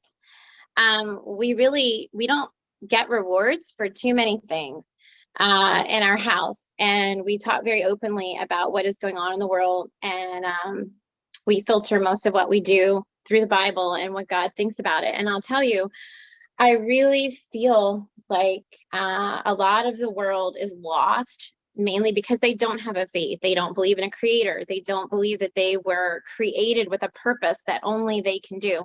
A job that with giftedness that is specific just to them. And of course, you know, public schools want to squash this right away. I mean, I grew up in public school wanting to be like everybody else. You know, why does my name have to be Robin? I want to be Jenny or Julie, you know, and there were 20 Jennys.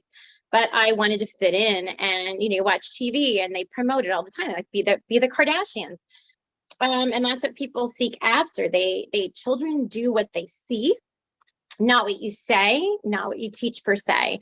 So like I even watch with myself sometimes, you know, how often am I on Twitter? How often am I checking, you know, the stock market? How often am I checking worldly things to be in the know, to know what my movements are going to be today? What am I showing and programming my children? Because home education is not just about the books that I get out and the time that I just, you know, set aside for the day to teach my children. It is every single moment. Even when I'm sleeping, they're watching, you know, when they are awake and I am not. And I just want to say, like, it's our behavior. It's up to us. Are we into technology? Are we into these things? If we're not, why? Tell your children why.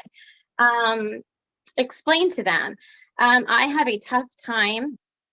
Alison had asked, I think, I don't know if it was in the email or in other videos, you know, sometimes she says, how do you speak to other people about these situations? How do you bring up transhumanism? How do you explain the data mining with children and AI in the future and video gaming? And I'll tell you, most of the people that I know in homeschooling and in my homeschool community are very much tied up in the left-right paradigm. It is more about transgender, going to you know, school board meetings. What is happening there? You know, should I move to Florida versus Pennsylvania? They are not into this. And when I address it to them, you know, a lot of times their reaction is, well, I'm not doing anything wrong. I don't need privacy. It doesn't matter, you know, what they see or what they do. And, oh, well, my children like this or my children like that. Like even my pastor's children, you know, were on video games and he kind of frowned upon homeschooling. It is very much our society. We're primal individuals. We want to be around people. It is not our nature to want to be on electronics. But when everybody around us is on electronics, then that pushes us into that digital age. And so I'm just saying, like, where we don't want to go, we need to make sure that we are establishing boundaries and showing the world, not just our children. I mean, I was a tutor at our homeschool community this last year, and parents paid money for specific classes, and they would come with their children with assignments, and I would teach. I would spend hours each week teaching these assignments. They would come in and I would give it my all, and they would yawn. They wouldn't use the curriculum. They would go home and not even do things with their children.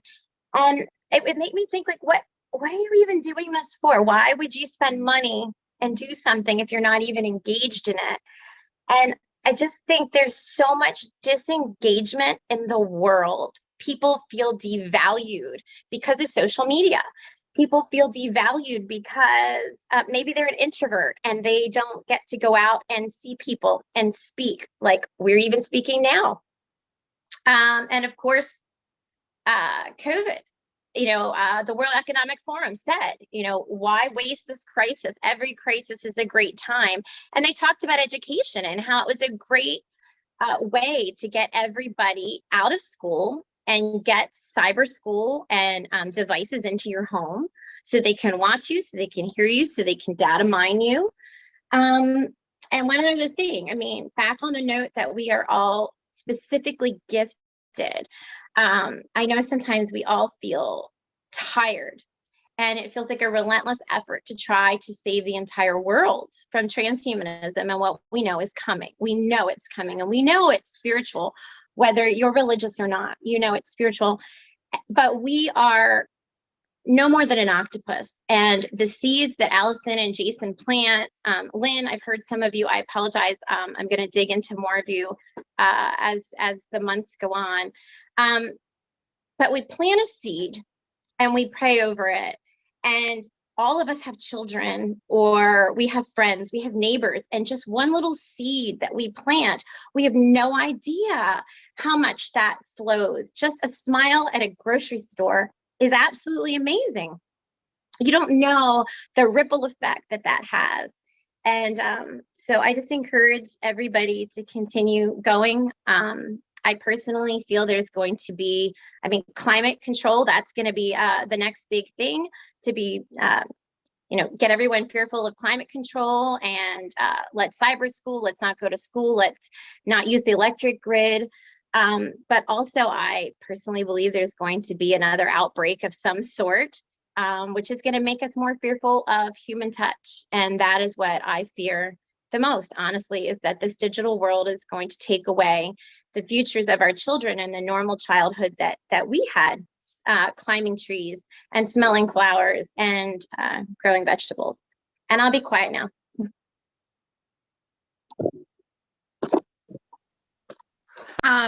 Well, just to segue off of Robin, I kind of forgot what I was talking about because I was listening so intently to you, Robin. But so I just came back from the Middle East, if you heard that earlier, and something that I would say that we as Americans in this community that I'm in right now could work on is, I think that, we're humbled by the technology. Like even Alison was talking about piezo electric motors. And then as I saw in Lebanon, the solar grid growing and everything on batteries. And so there won't even need to be an electrical grid, but they're still going to be able to do, I don't know if you guys lost me, to do everything remotely. Maybe some of us moms, like when it comes to this badges, that's what I was going to say, is Alison has said before that the internet is a military technology. And when we think about badges, it's very militaristic in nature. And even when we think of video games as American moms, sometimes we can think of these like very military type games. So this relationship, if we think about like when is education kind of military in nature, and that's quite the opposite of what we're trying to create in a family, which is like a place of peace. So I would want to just like stop being humbled or desiring the technology to validate me or my children with these badges and things like that, and just feel much bigger than that my approval as your mother is way more important than any approval coming from those video game badges and things like that, and the approval of the other moms in our community to my kids when they see good behaviors in my children, the moms that we have all our children together. That's where I have a source of pride. That feels like a badge to me, more so than some nameless, faceless technological thing, which, speaking into the future also, is through some of Alison's work, they're starting to think about a world that there's no governments. There's just like the big technologist hierarchy. So under those circumstances, if that day arrives and there's just a global technological thing, those badges, not using them and not will really make us a remnant or a outlier. But if we have our families and our communities that we can seek our feelings of honor from, like that would be great. And I know that it's possible because I know that other cultures that are not the global superpower that we are finding ways to do that.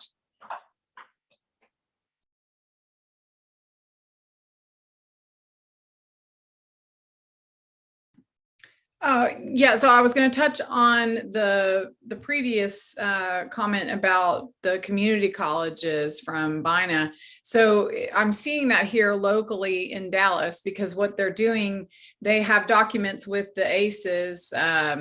It's the ace.net or aces.net. It's not the same ACEs that were mentioned for childhood experiences, but so it's through the Department of Education, and they're studying what's happening in North Texas through DCCD, which is now called Dallas College, which is the community college system. There's 7 community colleges, and so they're doing blockchain wallets and digital transcripts for the students, where they can also house their vaccine passport or their vaccines.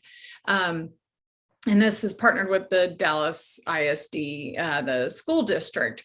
And so they're going to scale it nationwide, and they are studying that through the Department of Education.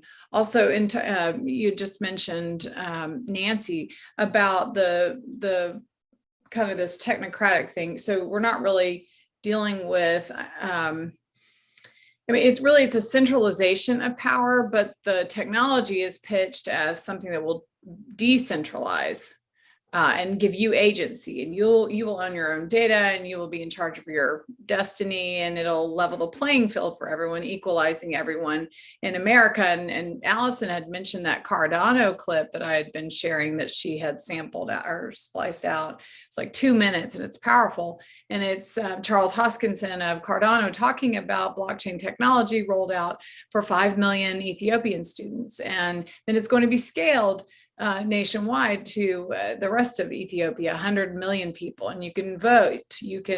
You'll have all your education, your transcripts, and your credentials, and it'll decide who is worthy of a job, as she had mentioned. So it's interesting that they pitch it as decentralization, which Alison says is blockchain's sleight of hand, and decentralization is really not what it's doing. It's actually centralizing the power that a select few get to control that technology, and all of our information will be harnessed in this technology that will be our ticket to be, or we'll collect tokens in order to be able to be granted access to whatever we want, to participate in society. So just, I don't know if you're ready to talk about that yet, Alison, but I thought it tied nicely with what she said about community colleges, and then also the centralization of power. Oh, and I'd like to add to that if I could. I recently did a show where we uncovered a Rockefeller document that was all about how to manipulate meetings, be they school board meetings, city council meetings, any of those sorts of things. They are using the word convenings. And embedded in this particular report, and this was released in April of 2022, was this video that discussed the global digital public infrastructure. And what they were using was the data capturing technology that had been perfected due to COVID to say, oh, well, we were able to spit out all these e-payments to all these families so that they could go and get all the food that they needed. And here we were able to use this particular data point so that we could see who had the illness and who didn't. And so what it was showing you was, oh, how glorious all this interconnectivity is supposed to be. What it didn't tell you, and what my research has shown, is that this is supposed to meet up with the new international data sharing agreement that was recently assigned, where we all have to know everybody's business. There can be absolutely no privacy whatsoever. And so we need to be watching for that, because that will attach itself not just to education, but it will attach itself to every aspect of our lives. And that is the entire point, is that nothing that you will do will be yours. We've all seen the famous quote by the World Economic Forum where it says, by such and such, you'll own nothing, you'll be, really happy. Now, the other thing that I wanted to point out that does kind of dovetail into the community colleges is that we have a lot of for-profit trade schools. They are just as in on the government funding, on the alignment to the workforce readiness that is, all around us. And here where I live in North Carolina, I live just north of Charlotte, and Charlotte is known as an international banking city. We have a for-profit trade school that teaches automotives, okay? Our town just a couple of years ago created what's called an inclusion zone. And the reason for the inclusion zone was to purposely go and reduce farmland and turn it into apartments so that the students for this for-profit school would have a place to live so that they didn't have to drive their car to school. Now, the only problem is where they built these apartments and where the school is, you have to cross a major intersection that is very dangerous, and no crosswalks have been put up. So what I'm trying to point out is this ties into that digital infrastructure at a public level, because not only did the schools cooperate, but now the community has said, oh, we're going to make special zoning just for workforce, education, housing. Your place may call it prosperity zones. or opportunity zones. These are creating that regionalism that we brought up earlier about where you go, where you live. I've also seen a video model for the state of Kansas where they were streamlining where students would go to get their education, because after all, so-and-so's business over here had all these job openings. And so you basically would never have left the state. So I just wanted to throw all that in because it does all interconnect.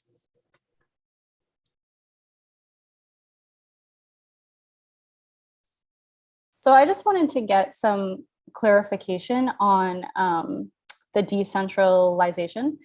I actually don't quite understand the argument. To me, it seems very centralized, like you have an insane amount of data that's collected and then it's held by kind of a small, the government, and then a small number of huge companies. But I know it gets sold as like, so I just want to kind of clarify to whoever, whoever wants to answer, but like, is it being pitched in this way where they're saying, okay, so you'll own your data. So is like, are people kind of thinking like when you turn your privacy settings on in your phone or something, like they're not going to sell my data to marketing services or something like that?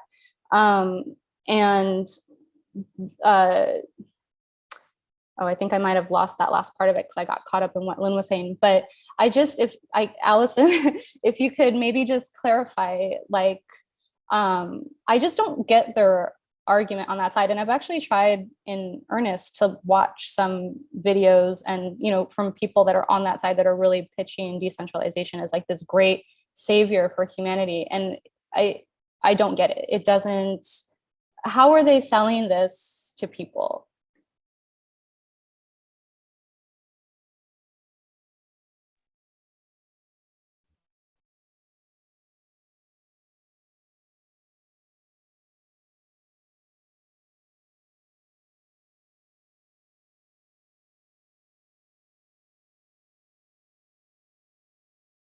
We can see you, or I can see you.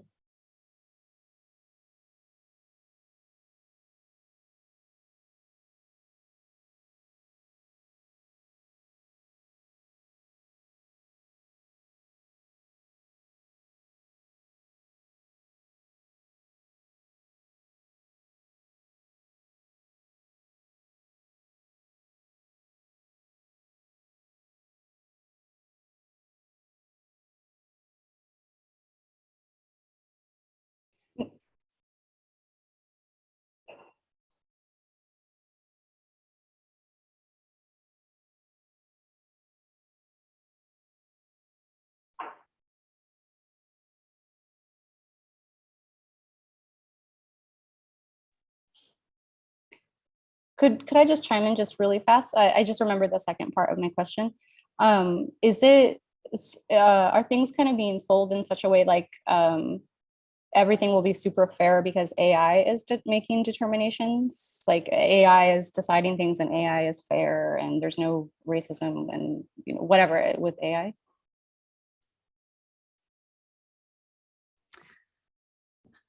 Well, so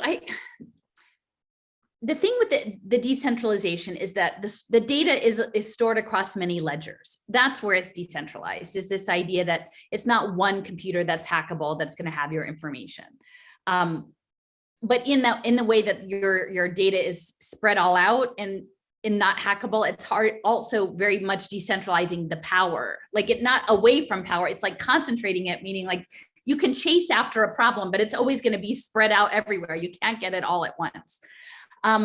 So my understanding of blockchain has always been centered on digital identity, because when I, wandered into the 4-hour World Bank webinar with New America, it was talking about putting preschool children on blockchain to like help them build social capital.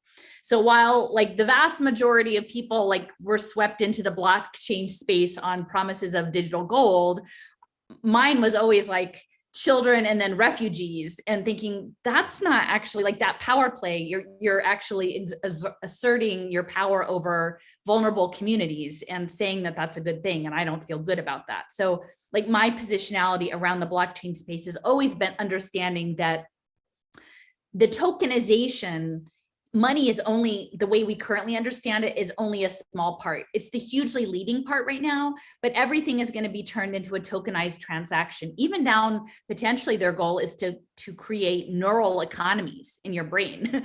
So like even your biochemical processes in your body will be tokenized the way they imagine it. I'm not saying that they can necessarily do it, but that's how they write about it in their papers. So everything, I think, through tokens makes your life visible to the machine and your relationship. So it's everything from like your cells to your body, to your family, to your community. It's like at macro scale up to the cosmos. And so, yeah, it's stored in a decentralized way.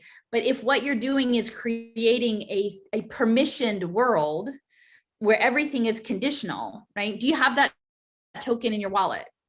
Like it's like a vast Mother May I game. I think we mentioned that before, but like, can you leave your house? Can you get on the bus? Can you log into this education module? Everything is like, well, do you have permission to do that? Show me your wallet, show me your token. It doesn't matter if it's private. I mean, if some point in time, your town decides that you can only go access the grocery store if you've met these certain conditions, whatever they are. They could be health related, they could be recycling related, they could be whatever conditions they've decided for this particular time you have to meet to open the door. And there's that Black Mirror nosedive episode, which is very much that. It doesn't matter if it's private and it doesn't matter if it's decentralized, if ultimately you can't get in the door unless you've checked all the boxes. And so that's and the other piece they tend not to talk about is that on the back end, there's MIT developed something called the Enigma protocol, which is also called the secret network now with Intel, I believe. And so they can query on encrypted data. So it's de-identified. But if what they've done is they've added these tokens, like these soul-bound tokens to your profile, that your middle schooler got a social emotional learning curriculum, so that at some future point, if they get admitted to a drug rehab center or arrested, it's going to pull their file, right? And it's going to pull the cohort of all the kids that got that curriculum. Now, it might not know that, Johnny got the token. It may just be some deaggregated, but they can query it for these deals. It's all about the financial betting process. And so it's a complex arrangement because it's not normalized yet. Like we haven't gotten to the point that we actually have really robust digital twins, although clearly we already have recommendation engines for personalized learning, for your movie, Netflix, like the search engines on Google, like there are these personalized engines, but they're not all integrated.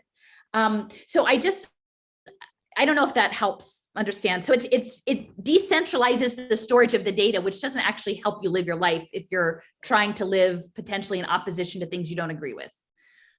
Yeah, it is helpful.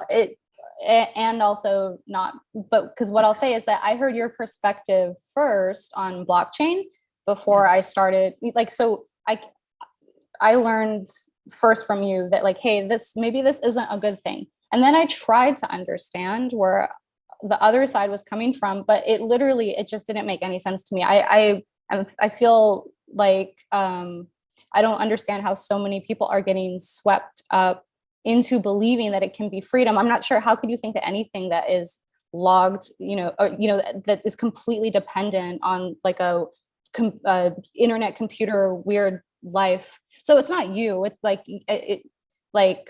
it's the other perspective that I'm like just struggling to understand, but what you said was helpful.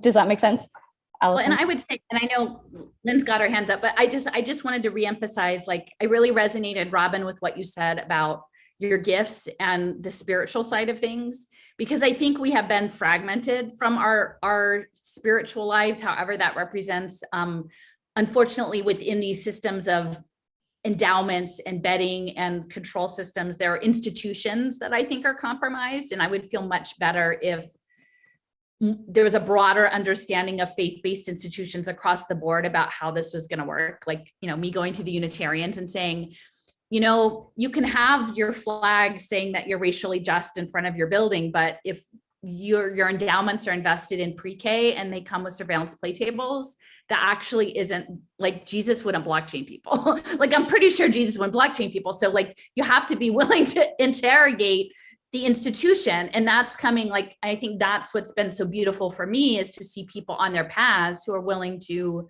disconnect, not from their faith, but from the institutions that aren't serving their true calling and the ways in which people have been, connecting with their gifts, like the gifts from this spiritual creative force to go out into the world, like however that represents. So I'll let Lynn Taylor, and then maybe Lynn after you, Lynn Davenport. This was like, I feel like a good segue, because I'd like for her to speak a little bit about the Greenlight transcripts and how the payment and the transcripting element are going to come together. But Lynn Taylor, if you want to.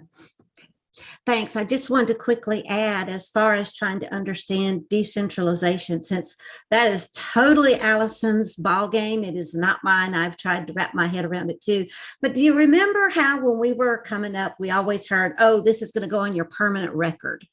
Okay, that's pretty much the basic concept, only that record, instead of being in your local community, it's going to go everywhere. But a lot of this tokenization, this blockchain, will also lend itself into the coding, because the coding is being taught so that we have a lot of trackers and tracers among us. It's also being played out, and I know a lot of people have seen this, but the Chinese social credit system is very much tied into this. Like Alison was saying, hey, did you take your garbage out? Did you take your recycles out? Did you, remember to walk your dog? Or, did you remember to wipe your bottom? Those sorts of things are going to be, and if you get enough of these credits, then yeah, I could go take a bus ride, or I can go this, or I can go that. I might could go buy some food. But it's being tied in not only to that, but it's also being tied into how we think. And if we don't think in certain ways, this is where that mind space document that I've done so much research on is coming into play, because it is a total guide on how to manipulate or how your government manipulates you to go along with whatever agenda they are backing up. And 9 times out of 10, it is to align to these sustainable development goals. So that's just the little bit that I want to kind of unite the blockchain with the education, but then also how our societies run.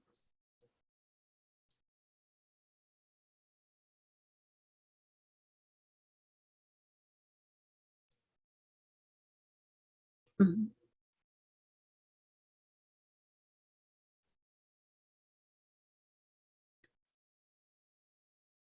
Right. Right, it is. And forgive me, I did not point that out, but we also see a lot of this ESG stuff. And I think that's what Lynn might be addressing next. But thank you, Jason.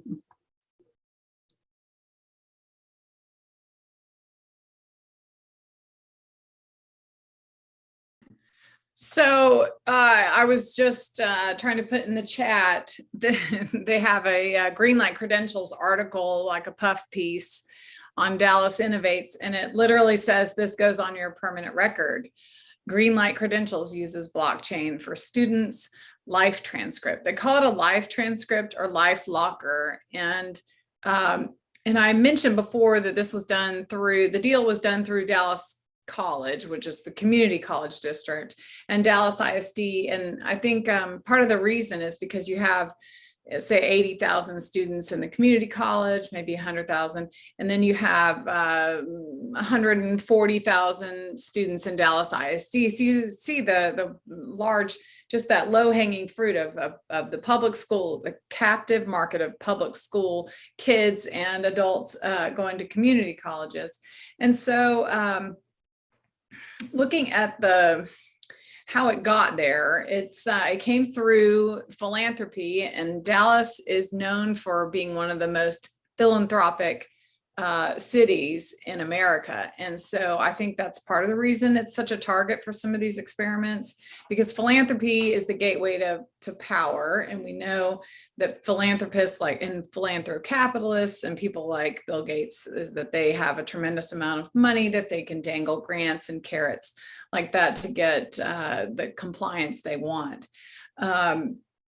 We have something called the Dallas Education Foundation. It had been kind of dormant, and then we had miraculously had this tornado blow through a certain area, wiped out a school, and then boom, you've got the crisis that is the perfect crisis to engage and reboot this philanthropy. But they were the ones who created the metaverse school in Dallas. And they also, so they have these students that are attending this metaverse school. It's called Stemuli, STEM and then ULI, Stemuli. And the founder is Taylor Shedd. I don't really understand. You know, they always have these front figures, and I mean, she's working at the Apple store, and then all of a sudden she's the founder of this school. It's going to go global, or it's going to go nationwide. But the founder of Greenlight Credentials, one of the founders, and the founder of the Stemuli, which is this metaverse campus where kids go to school a few days a week and then they're in the metaverse the rest of the time. Both of them are on this Dallas Education Foundation. So I know that the two are connected, but right now not directly. So so Alison, for the blockchain for Greenlight, I guess I don't know if you want me to go a different direction than what we had planned, or if you want me to continue with. No, you can continue. I'll just, Yeah. well, Nancy, I think Nancy is going to need to leave. I don't know. Did you have any closing thoughts, Nancy, before you head out? I'm just listening intently, and I think this stuff is so important. Thank you so much, Allison. I appreciate you putting the light on the homeschool families and how we can, by being knowledgeable about these things, we can help make a change, because that's the real like hope and love and like really important part of your message that is so close to me. Thank you. Thank you. And I'll catch the rest of the replay on YouTube. Okay. Yeah, that's great. I will just mention, Lynn, before we do a little bit more in Greenlight, just for some background that connects with the court case and the vouchers. And I know a lot of other people have done some really deep dives into the education savings accounts and also the technology associated with those. So it's not a surprise that a leader in that in the US was the state of Arizona, because that's where, you know, Arizona State University is, and Michael Crow and In-Q-Tel, and again, privatization and new markets. And so they were actually developing debit cards for people who had these educational savings accounts. And many of them were targeting special needs students. Okay, so when you're wondering like, oh, I thought it was really hard to get an IEP. Like, why would everybody be getting an IEP? Well, okay, so these ESAs are, you know, tied to the students with IEPs. And Lynn, you could maybe even speak to that in a minute about the data in Texas, what happened. But they had debit cards, and they've already got the case studies out where they were like, look, that mom misused her debit card. They went to Target and they bought curriculum, but then it turns out they returned it and then they bought, I don't know, hamburgers or games or something that was like not allowed. So they've already got it set up so that they have the blockchain, right? Like, oh, we can't just give those people a debit card because certainly they're not responsible enough to be able to use it properly. So you'll have programmed money, and it will be in a wallet that will be interoperable with the transcript. And there will be like I already have videos where they're talking about the wallet model and that there will be approved expenditures.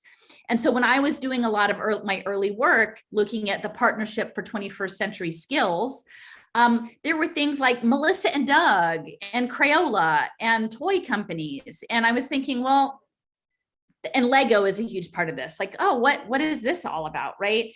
And then, but once you learn at home and you have your blockchain voucher, there will be approved corporate providers of curriculum supplies, art material supplies. And if you're on the list, then you can get reimbursed from them. Like, you can't go to your own, you know, I don't know, maybe there'll be some Waldorf stores or some selling felt, you know, the authorized ones, but not just anybody, not just anybody's going to get on this gravy train. It's going to be programmed. And then what's crazy is that they'll probably be able to tag like, oh, this family bought this Lego robot kit and that's in your locker. So then like, you know, in their imagination 20 years from now, when the person becomes an engineer, they could say, there's a tiny microcredit to that Lego kit for being an effective economic engine for the US economy. You know, like that's how crazy they, again, I'm not saying that they can actually do all this, but in their mind, like I'm sure once we tag everything with metadata and make it interactive, that's how it's going to go. And within this, and this is all coming from conservatives, this is the Heritage Foundation, this is Jeb Bush saying, you know, hey, you know, Foundation for Excellent Education people, these ESAs, guess what? They're not education products. Like I have this like quote from their 2016 panel discussion. They're not they're banking products. These are banking products. These actually don't even belong in the Department of Education in the States. They belong in the Department of the Treasury. And so, you know, the challenge is to get people like, and I would assume homeschoolers would be more skeptical that it's not just the selling the Lego kits and selling the ed tech curriculums and selling the stuff, but it literally is turning the children into the data as a commodity to bet on them, to tag them like livestock, to bet, and then to bet against them, because once these things are securitized and bundled, there's people betting the other side. And this is all being done in cooperation with the government and the corporate interests and the NGOs and the churches, probably, because a lot of this they'll end up in the church basements, right?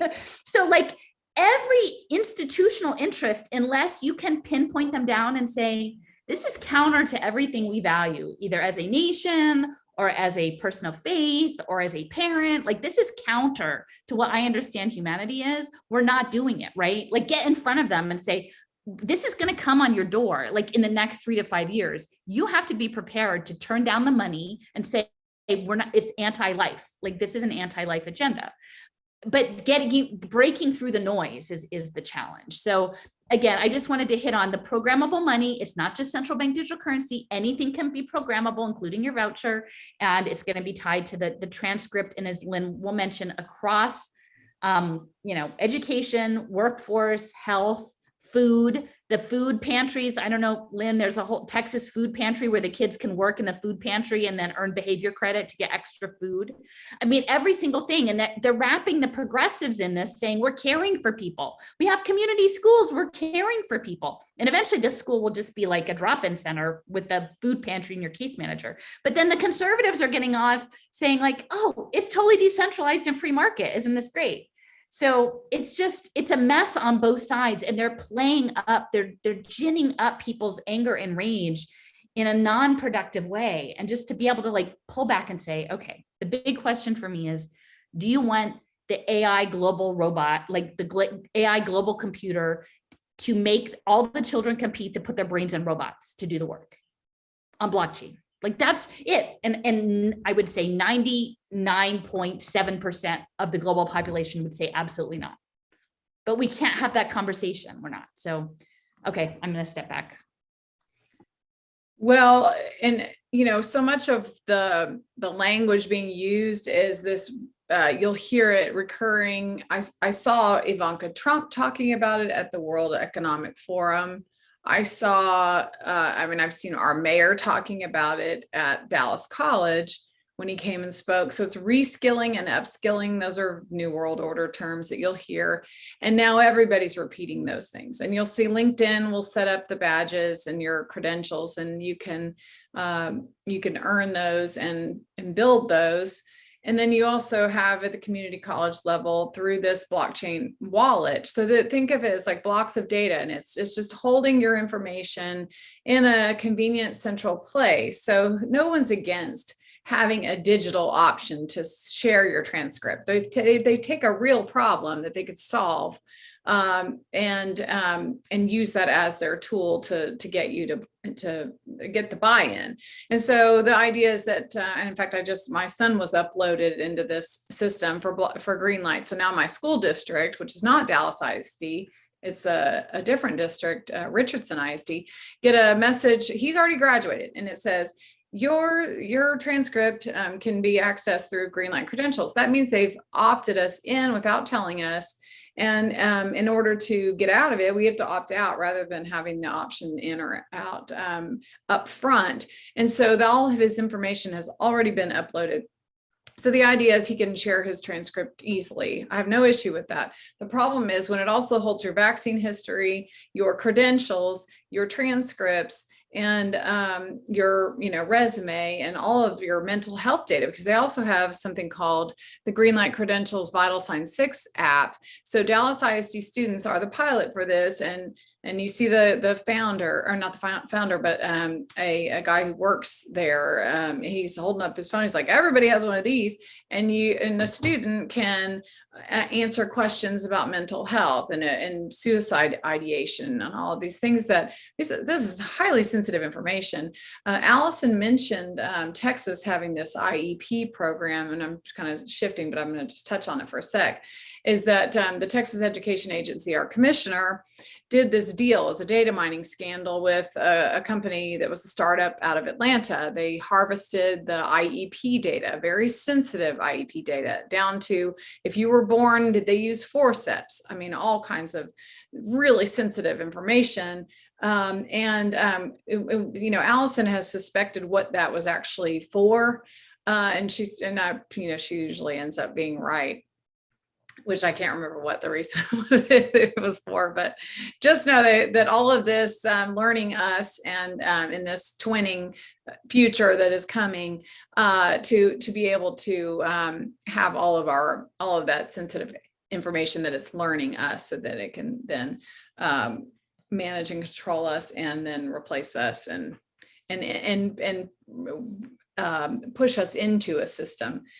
So then with the, let's see, I want to talk about education savings accounts. So I'm really watching I watch the right in Texas, even though I consider myself very conservative. I tend to have to expose the right more than the left, because the left tells us what they're doing in a lot of these issues that I'm talking about. But the right will bring in bills like, they want the vouchers big time, even though a lot of times it can be bipartisan. It's the right pushing the vouchers. I think we're going to eventually see blockchain vouchers, and that's how they will give you your tokens for taking your education dollars, and you can use them however you want in this tokenized economy. I also see it happening with voting, and remember Cardano had mentioned that. The Charles Hoskinson on that 2-minute clip Alison talked about, where he said you can do your voting and everybody gets a vote. And so that will be on blockchain. And I do believe it will be pitched in a lot of this stuff will come out of Texas, because Texas seeks to be the leader. Governor Greg Abbott has signed 2 bills on blockchain. The 2 conservative legislators are pushing this. And Alison helped kind of launch an army of a whole coalition of women who showed up at the legislature and really exposed what's happening in blockchain education, because they were talking about, we're gonna study as a work study group. We're going to study blockchain in Texas. I'm like, hello, it's already here. You can study what's happening in public education, because that captive market, these free market conservatives love that captive market, which is kind of sad and ironic. So we busted that up and exposed what was really happening. So yeah, I see hands up. Yeah. Okay, I just wanted to quickly, I had meant to bring this up earlier, and please pardon me, I'm going to go back to something that we talked about earlier, which was, why is everyone getting an IEP?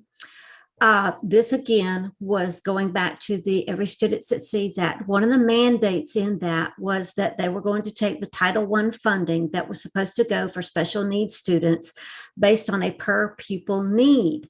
But one of the senators from here in North Carolina was in charge of recalculating how Title I funding worked. And wouldn't you know, he did it so that instead of the funding going to the pupil who needed it, it went to the entire school. Now, when that little trick happened, what that meant was a shift in funding so that each school became a federally recognized quasi-hospital, which is why we're seeing so many health services set up through our schools. And it's not just for the school students, it is for your entire community.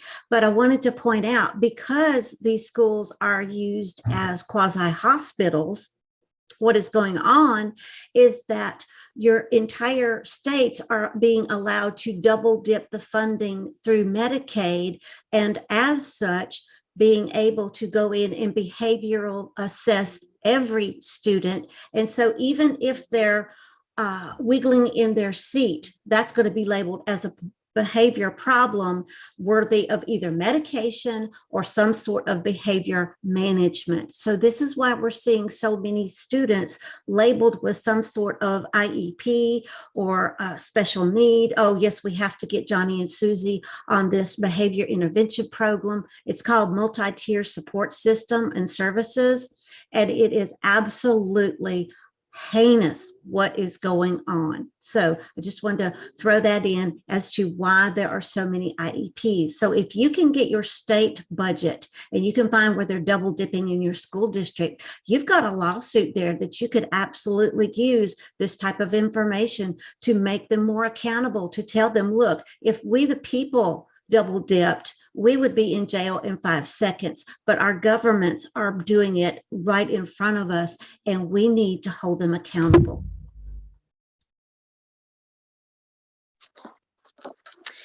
This comment goes out to Lynn Davenport. When you were talking about opt-in and opt-out, I've noticed lately there's been a lot more. We're going to opt you in and you have to opt yourself out. Do you see legislatively, especially regarding education in the future, us becoming more of a society where the government opts us in and we either don't know or aren't aware that we need to opt out, or that if we do, we're going to be in a default opt-in society where we're going to have to be a lot more aware and choose to opt out, especially when it comes to these digital things?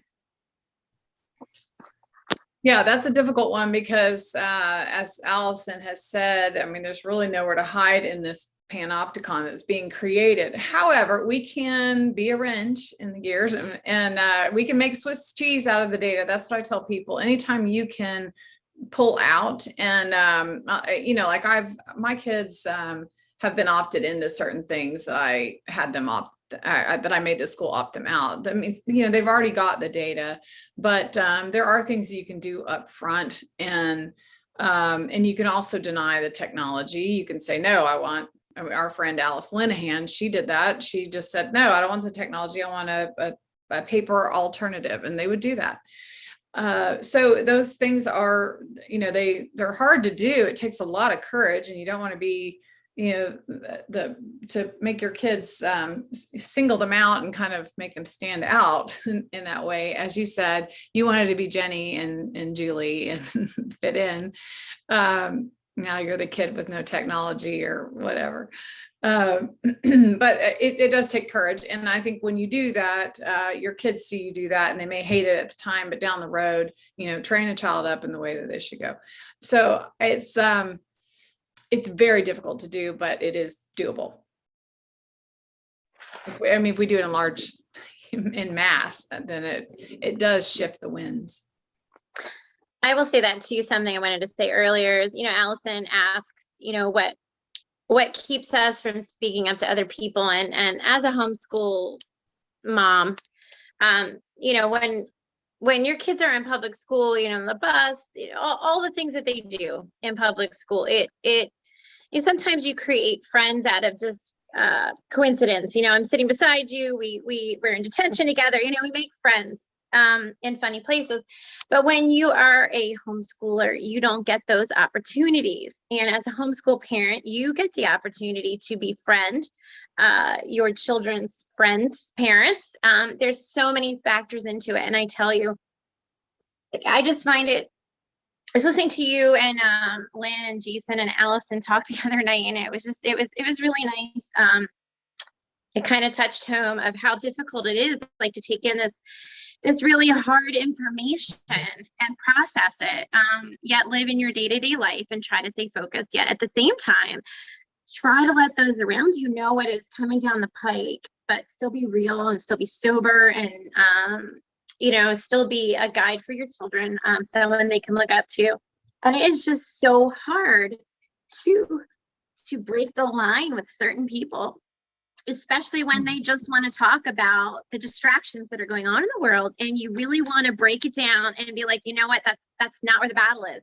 Well, nope, that's not where the battle is either. No, it's not over there either. And you have to worry. You know, my children need husbands someday. They need husbands.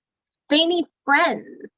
And how do I cope with these people that are deaf and blind on so many levels? And then how do I be the boldness when my children do have good friends to come alongside their parent? Oh, you seem more awake than most. Well, is now a good time to break in? You know, I feel this spiritual responsibility that the day I meet my maker, did you say what you needed to say? Did you do what needed to be done? And, you know, my children are gifted to me. They don't belong to me. They belong to God in my mind. And how do I break these walls down? You know, am I fearful that they don't have friends? I can't fear man. I have to enlighten people because this is a battle. And I mean, we're all fighting it together. And if I don't raise awareness, if someone else chooses not to raise awareness, how do you raise awareness? It's certainly not on the nightly news. I'm perplexed.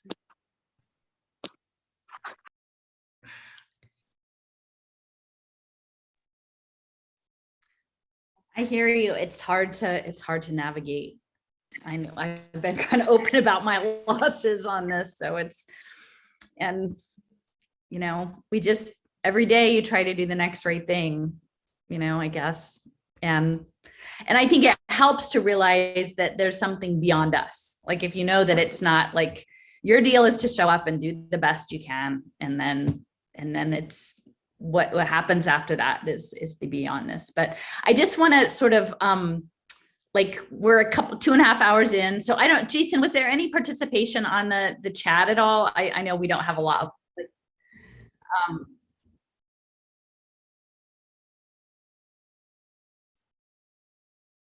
I didn't know if there were any burning questions. I think like maybe since we're 2.5 hours in, if people either who like aren't necessarily the prime researchers, like who are parents like sitting in, have outstanding questions that didn't get asked yet, maybe we could do a round of that. And then if there's anybody in there, and then we'll do a close round. Does that sound good?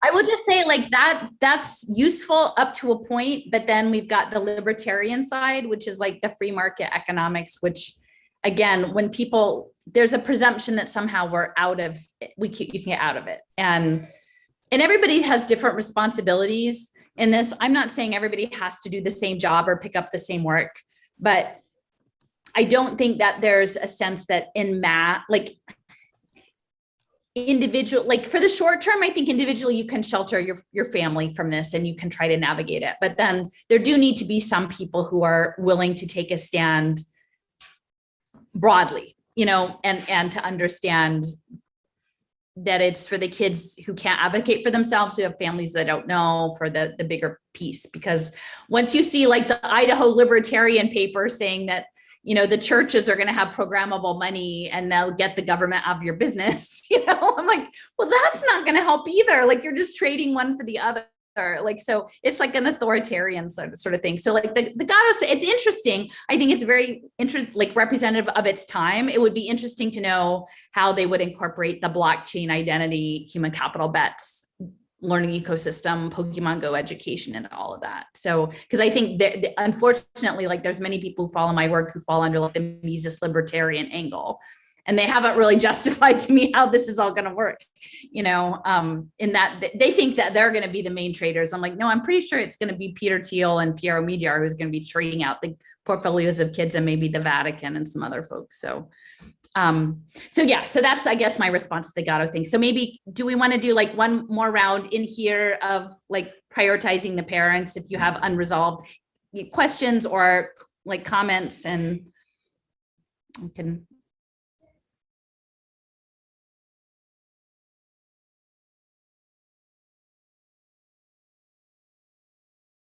Hey guys, I just wanted to say thank you so much for inviting me to be part of this panel. It has been such a joy to share what I know with you. I do have another interview that I need to go get ready for. I'm running probably about 5 minutes behind on that interview. So I am going to bow out. I hope everyone has a wonderful day.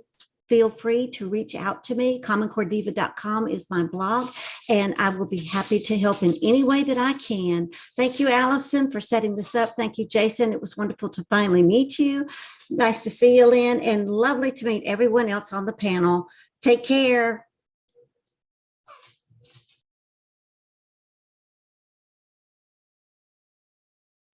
I had one more question, and just maybe just to plant a seed. We're talking about data being the new gold, and it seems like the basis for all of these agendas that are coming into play. And, any entity can just come in and mine the data from our children, from us.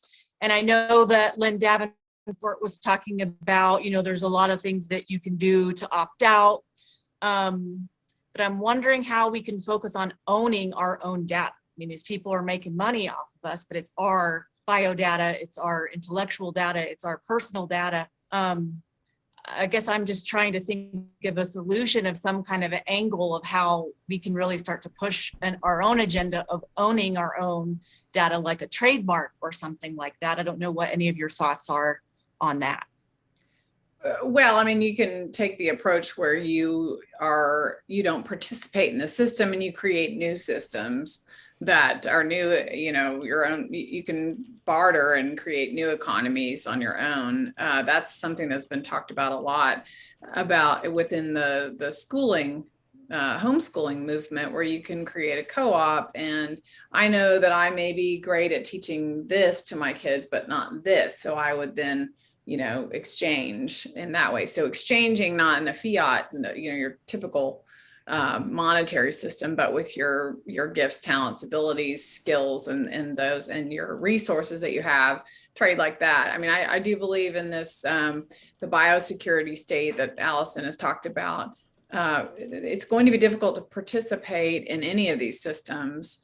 And so if the schools are then going to force you to have this, that was a big concern about the blockchain wallets, is that the school forces you, if your vaccine history is on there and you don't want to get this or that vaccine, even if we're not talking about COVID, just, maybe HPV, Gardasil, you don't want to do that. Well, they require that in your blockchain wallet. If it's not in there, then it denies you the ability to enroll in school. So we would have to then pull our kids out of these systems, starve the beast, and create our own systems. And that's why homeschooling is a great option. I know for working parents that is difficult, but if there's a will, there's a way. And I think you can create these learning pods, use the learning pods and other options where you can hire a teacher and get in with other families. And do alternative systems. I don't know anything else. I don't know any other solution. Mine are grown and out, so that's kind of hypocritical because I didn't homeschool mine. I didn't think I was capable of doing it. I look at it very differently today, and I will probably be contributing to my grandkids, someday, schooling them and taking a piece of that.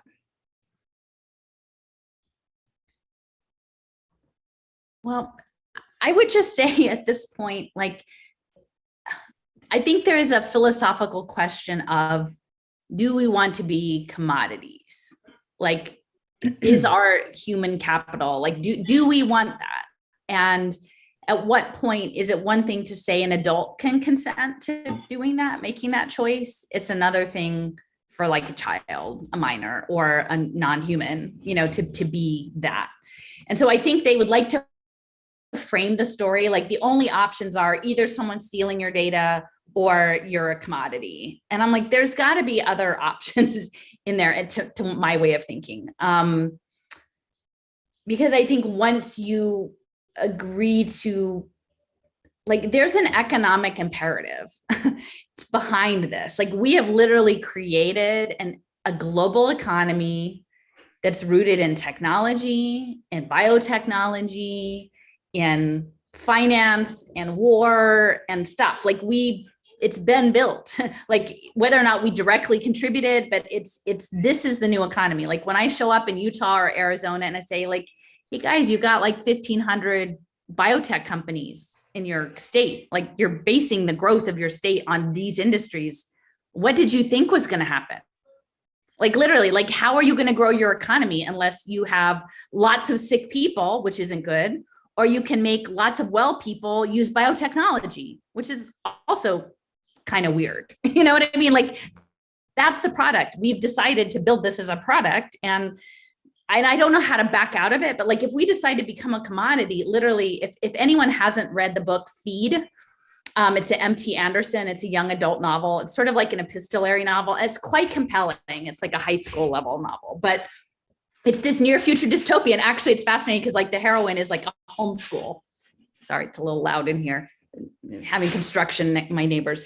But in the frame of this, the young girl, she actually messes up, like, so everyone has a feed. It's this sort of dystopic thing, like the homeschool girl, like her father's a professor of dead languages, but it's like Cobalt and Unix, or like his languages, right? He's like a dead computer languages. And she goes around to the mall and she picks up lots of weird things so they can't profile her in any one way.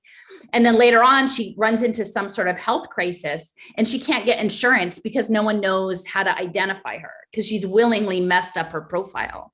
But in this, like the popular girls, there's literally the feed will tell them how to do bodily modification, like multiple times a day. And it like becomes like cutting, like with eyeballs and things. And like, then they go and they say, oh no, now your hair has to be like this. And like 6 times a day, they're literally changing their bodies. And again, it's a parody, but like if we consent to use our bodies and our minds as commodities, like we're not in control of this thing. Like if I had a sense that way more people actually understood the bigger picture, I would feel like we could have informed conversations about it, but people don't know. Like they don't know about twins. They don't know about holograms. They don't know about the Japan moonshot. Like they literally, and it's the entire world plus nature. And so I don't know why some of us can see this. Like, I don't know what led some of us to open the report, turn the page, go the next step. Like, but I do feel like, you know, maybe this is corny, like not that we're better than anyone or we're more skilled, but like there's a purpose, like there's some reason we saw this. And so maybe if that's the world, like there's a test. Like, okay, here's an aberration of all of this. What happens? So maybe I lost people. I'm sorry. It's like it was. So I'll close. No, we're good. So, yeah, and I found out, I apologize to everyone that's watching, but I had like an audio issue. I didn't realize my audio wasn't being patched through to the stream. But, oh, can we hear me? Can you guys hear me? So, yeah. Anyways, I apologize about that. But if you do have questions before we go, I'm taking a look at the thing. So, yeah. Anybody else want to comment on this panel? Bina? So I'll just to go back to what Lynn was saying about, I love that term, to make Swiss cheese out of the data, right? Like there's no way that we can exist in this modern world, and increasingly, like, you know, it's getting more and more modern everywhere, right? All over the globe.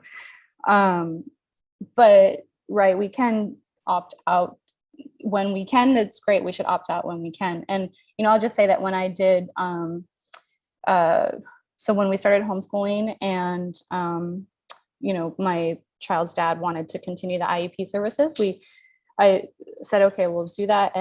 But we went through a different school because I moved. And so we used our new neighborhood school. And I'll just say that when I had the conversation, you know, I knew enough to say, like, I didn't know as much as I know now, but I knew enough to say, like, hey, I don't want any gamified learning. I don't want any apps. I don't want any online stuff. I want him using a pencil and a paper to write. You know, I don't want him to just be sitting at a screen. And they were respectful of that. And she said, okay, like, I won't, you know, do that with him. You know, so I would just encourage people, like, where we can, to just try to just, you know, I was really nice about it. I wasn't weird and confrontational with her. I was just trying to be nice with her and just tell her what I wanted. And with, you know, the SEL part, like, I didn't quite know how to talk about that at that point, but I was like, you know, she said that, and I actually didn't even think about it. She brought it up at the end and said, all right, well, you know, we're going to do, I think about 5 minutes of SEL a week. And I was like, I got like this red flag, but in the moment didn't quite know what to say, but I'm like, okay, it's just 5 minutes. And I was like, well, what would that entail? And she's like, well, you know, a couple of minutes of some deep breathing and a couple of minutes of, I don't know, how are you feeling or something. And so I kind of just said, okay, like, I think that it's really helpful to just not go into a panic and not to feel like, oh my God, it's all or nothing. Like, you have to save your child from every single exposure. The reality is we live in this crazy world. You can't do that. And I'll just say that my grandmother, so I'm of Indian descent on my mom's side, and my grandma, she passed away, but she used to say, like, dude, we're living in Kali Yuga. It's Kali Yuga. This is the crazy time where up is down and down is up and things don't make sense. And we just get through it by the grace of God. Because, you know, in Hindu mythology, there's a time goes in cycles. And so Kali Yuga is when it's the craziest. And then in the mythology, I think that Vishnu comes down and, you know, there's a big epic battle, because in India, we love big epic battles and stories. But, and then we go back Good to for business. What's that? Battles. That's a bad joke, but it says it's good for business. I know, right? Yeah. Wars. So, and yeah. So just to kind of put that, you know, out there, that there's a lot of stuff that's out of our control. We just do what we can. And, you know, my kids, I talk about these things. They, you know, they don't always want to hear it. That's fine. I just stop. And then, you know, I'll bring it up again and whatever. But so and kids are open to this stuff. And just one quick last thing I'll say is that, you know, I don't generally I'm not a super social person. I'm a little bit of a homebody family person, but, you know, I did get out and go to a birthday party. It was a teen's birthday party, and we knew the family, but I didn't know anybody else there. And I saw this woman looking at me and looking at one of my kids that was sitting with me, and she kept kind of looking over. And so I sort of invited her over. I'm like, hey, what's up? And she told me that she was psychic and she does readings for a living and stuff. So we started literally talking from there. And, you know, I know a little bit about gemstones and some metaphysical stuff. And I just literally, it was I'm going for it. I'm just doing it. I don't know this woman, but I'm going for it. And I started busting out blockchain, global brain, you know, smart city infrastructure, transhumanism. I don't even remember. I kept going and going. And in a moment, I got awareness of her face and she looked scared. And so I paused and I said, I'm sorry, am I scaring you right now? And she literally said, yes, you are scaring me. What you're telling me right now is scaring me. But then she took a breath and she said, but you know what? I'm a grown up. This is making me uncomfortable, but I want to hear it. And so I don't know, just to kind of throw that out there, I talked to her for 3 hours, and I'm by no means an expert, but my gosh, I was able to retrieve a lot. And I spoke with her, and I sent her one of your interviews, Alison, McDowell, and she thanked me. She got my phone number and she thanked me for exposing her to this, even though it freaked her out. So just to kind of, you know, just to say maybe, you know, it's the Indian in me, but sort of to let go of the attachment to outcomes and just sort of do your best to accept where we're at, where this world, and just do the right thing. Just each day you just try to, and I'm coming out of my comfort zone, you know, just starting to randomly talk to people and socialize a little bit more and just drop these blockchain bombs on them.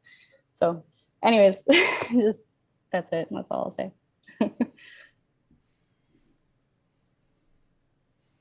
Alison, Bruce, would you like to chime in? Yes, hi. I'm just going to have to disappear shortly. It's late in the evening here, so I'm flagging a bit.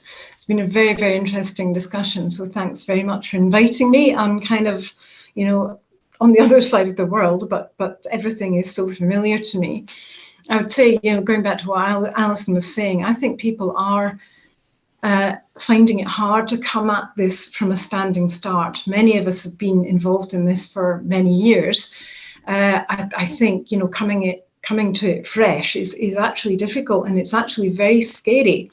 And I can see that people are very frightened, but as the escape routes are sealed off, and they are being sealed off so that people can't really opt out realistically, it's, you know, people would like to have cooperatives, people would like to do all sorts of home education things, but we've seen with the schools bill in the UK that they're going to close off all of these options, and every child must be accounted for, must be datafied and commodified. It is very, very frightening time, and I think it's really, really important that we maintain our sort of faith in humanity and the goodness of humanity. I certainly work with a lot of ed tech people in the UK, some of whom are absolutely appalled by how it's being used, not for the good that's been promised, but to the detriment of society. And life on the ledger is not a very comfortable place at all. I think children are being labelled for life from a very, very early age. And once that, I think Lynn was talking about a permanent record, once that record is made permanent, it's almost impossible to change anything, even if the data is inaccurate. And we find it even here with interoperable databases that aren't on blockchain as such, but people cannot actually retrieve their data that has been stolen from them, that's inaccurate or erroneous. And in the UK, well, we were part of the EU, but we're still subject to EU data protection laws because we incorporated them into domestic law. We do have allegedly some protections, so people can try to get their data back, can have it allegedly can have it made accurate or removed or erased, but it's not working terribly well, and people are struggling. Parents, we have found, are struggling to get their children's data back from various services who have shared it unlawfully. They're still finding it very, very difficult because this is everywhere. It has been spread out all over the place, so people are struggling to get that back. So I think it's important to keep having these conversations and to maintain the sort of human scale efforts that we're doing, and talk to each other and talk to people in a way that they can understand, start at the level that they're at of understanding, and you know, just keep on going, because there isn't really another choice, is there? So thank you very much, everyone, for having me. Thank you. I did have one question. It's a pretty broad question, but someone asked, how did parents lose control of school's curriculum? And they were saying that they felt like they had more control over the curriculum back in the 80s. And if anybody wants to, it's kind of a broad question, but. What gets tested gets taught. I mean, I think a lot of that is how a lot of the curriculum changed. Yeah.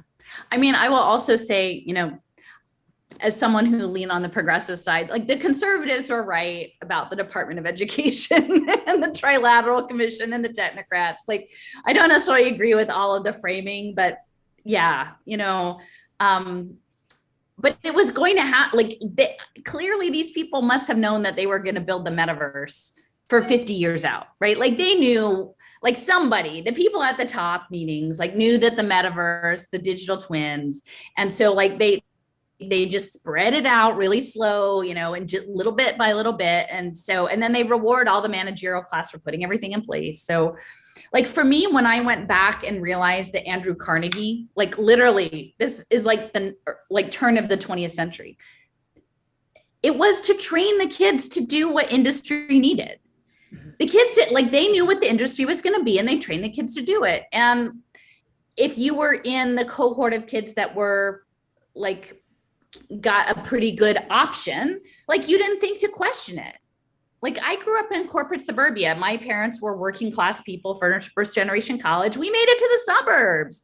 Like, sure, I went to public school. I didn't go to private school, but like, hey, you know, I go, you get the stuff. It's nice, right? Like, you weren't supposed to know about everybody else. Like, you really weren't. Like, until I did my work in Philadelphia, which is, you know, a very, you know, a diverse, you know, predominantly Black, low-income district. You're not supposed to meet people who aren't like you, like how you grew up, and realize there's a whole other world. But that tracking had always been in place. I mean, it had always been in place to serve. And now, guess what? The new economy is literally behavioral compliance.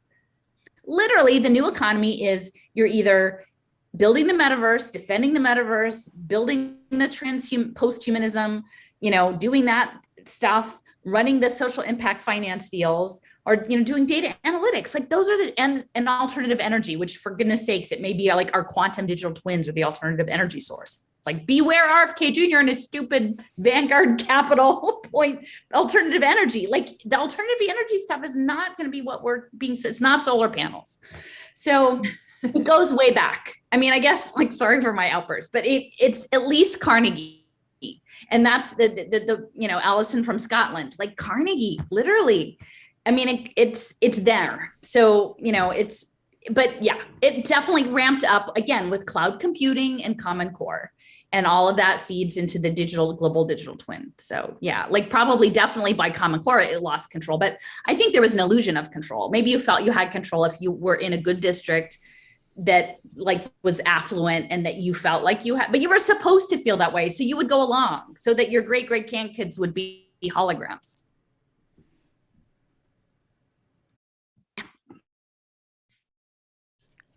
Oh, you cut out for just a quick second, but we're good. Bina?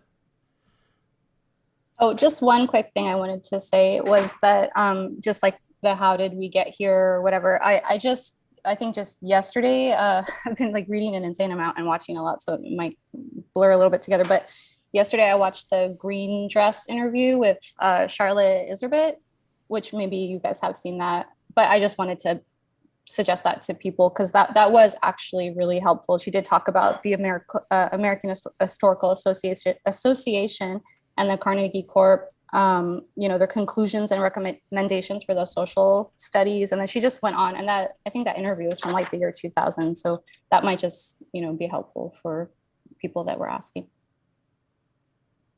Thank you. Someone did mention on here, Sharon asked, how can we find other like-minded, aware people locally? And so, yeah, I don't know if you guys have any thoughts on that. It's been a challenge. I know it's for Alison and myself as well, as, trying to find a community that's actually focused on these what we think are the core issues that aren't getting, sidetracked has been very difficult. I mean, I locally here in Denver had a pretty good community before I went down this particular rabbit hole. So I've lost. God has only dispersed one per community or one per state. we didn't really get enough. We're all spread out. I think Lynn Davenport wins the social networking competition. Jason, you and I are both hermits. Hermit over here too. I don't have. I like to talk. Oh, also, someone brought up John Taylor Gatto again, and the audience couldn't hear us, but Alison did kind of talk a little bit about John Taylor Gatto in terms of his framing. And I will say that he actually does his book, An Underground History of American Education, traces it back to the Prussian system. And actually, like they literally talk about that. Like, we need X number of people that are doctors and X number, and they even back then they were talking about how the education system was structured for job placement essentially. But anyone else, you guys? Well, maybe we'll just do a wrap up round. If anybody we'll just closing remark. Anybody? Do you want Lynn? You want to start? We'll just go. Closing comments. Final wisdom. Final wisdom. Oh gosh. Well, I think the more we connect with each other. So like Bina, what you're saying, just when you stretched yourself and went to that party and then start talking to people. I think that's the way we combat this, is connecting with each other and talking to people and also helping people, because this whole nonprofit industrial complex that does implement a lot of this stuff, there wouldn't be the need if there weren't so many needs that we could, helping other people and doing things for others, and the things that the church is really did. A lot of hospitals were born out of churches, but I think it's juggling, informing people while also connecting with them, and not falling prey to the isolation, because the isolation keeping us apart and keeping us online and our kids online and addicted, and all of that does contribute to this system that is being implemented. And really, I think that's pretty much it. Not much more. Bina? Yeah, I agree with what Lynn just said. And, you know, it's okay. Don't worry. It's Kali Yuga. Let the cycle end. The cycle will end eventually. It has to. But yeah, just trying to, you know, well, really just everything that Lynn just said, you know, connect with people, stretch yourself a little bit. You know, just trying to keep a really open mind. Again, living in Portland, there's so much political, like people identify like as politics, I think, or something. Like it's very intense. And so, and a lot of people, you know, I think we've seen like an insane amount of social engineering and mind control, you know, really just ramp up over the last several years. And so it's like, if you say something that's, you know, outside of the box, like if you're talking to someone who's very wrapped up in their political ideology and stuff, and you say something that's outside of their framing or outside of their box, it's like immediately there's sort of a knee-jerk reaction that you're like, you're an other, you know, like, are you, and here it tends to be like, that's a conspiracy theory, that's a right-wing, whatever. And I'm not political, but I'm coming from like a background of you know, a liberal background. I didn't grow up religious. I'm not religious. And, you know, but spiritual, but like in my own way. And so I've been really interested in trying to kind of figure out, because ideology is like so, and identity politics is so intense here. I've been trying to kind of figure out and think about ways in which to make people feel safe, like, so to approach these topics in a way that makes people feel like there's some connection, that you're somewhat on the same page. And I really appreciate Alison's framing with domination. I got Stephen Newcomb's book because Alison had talked about it.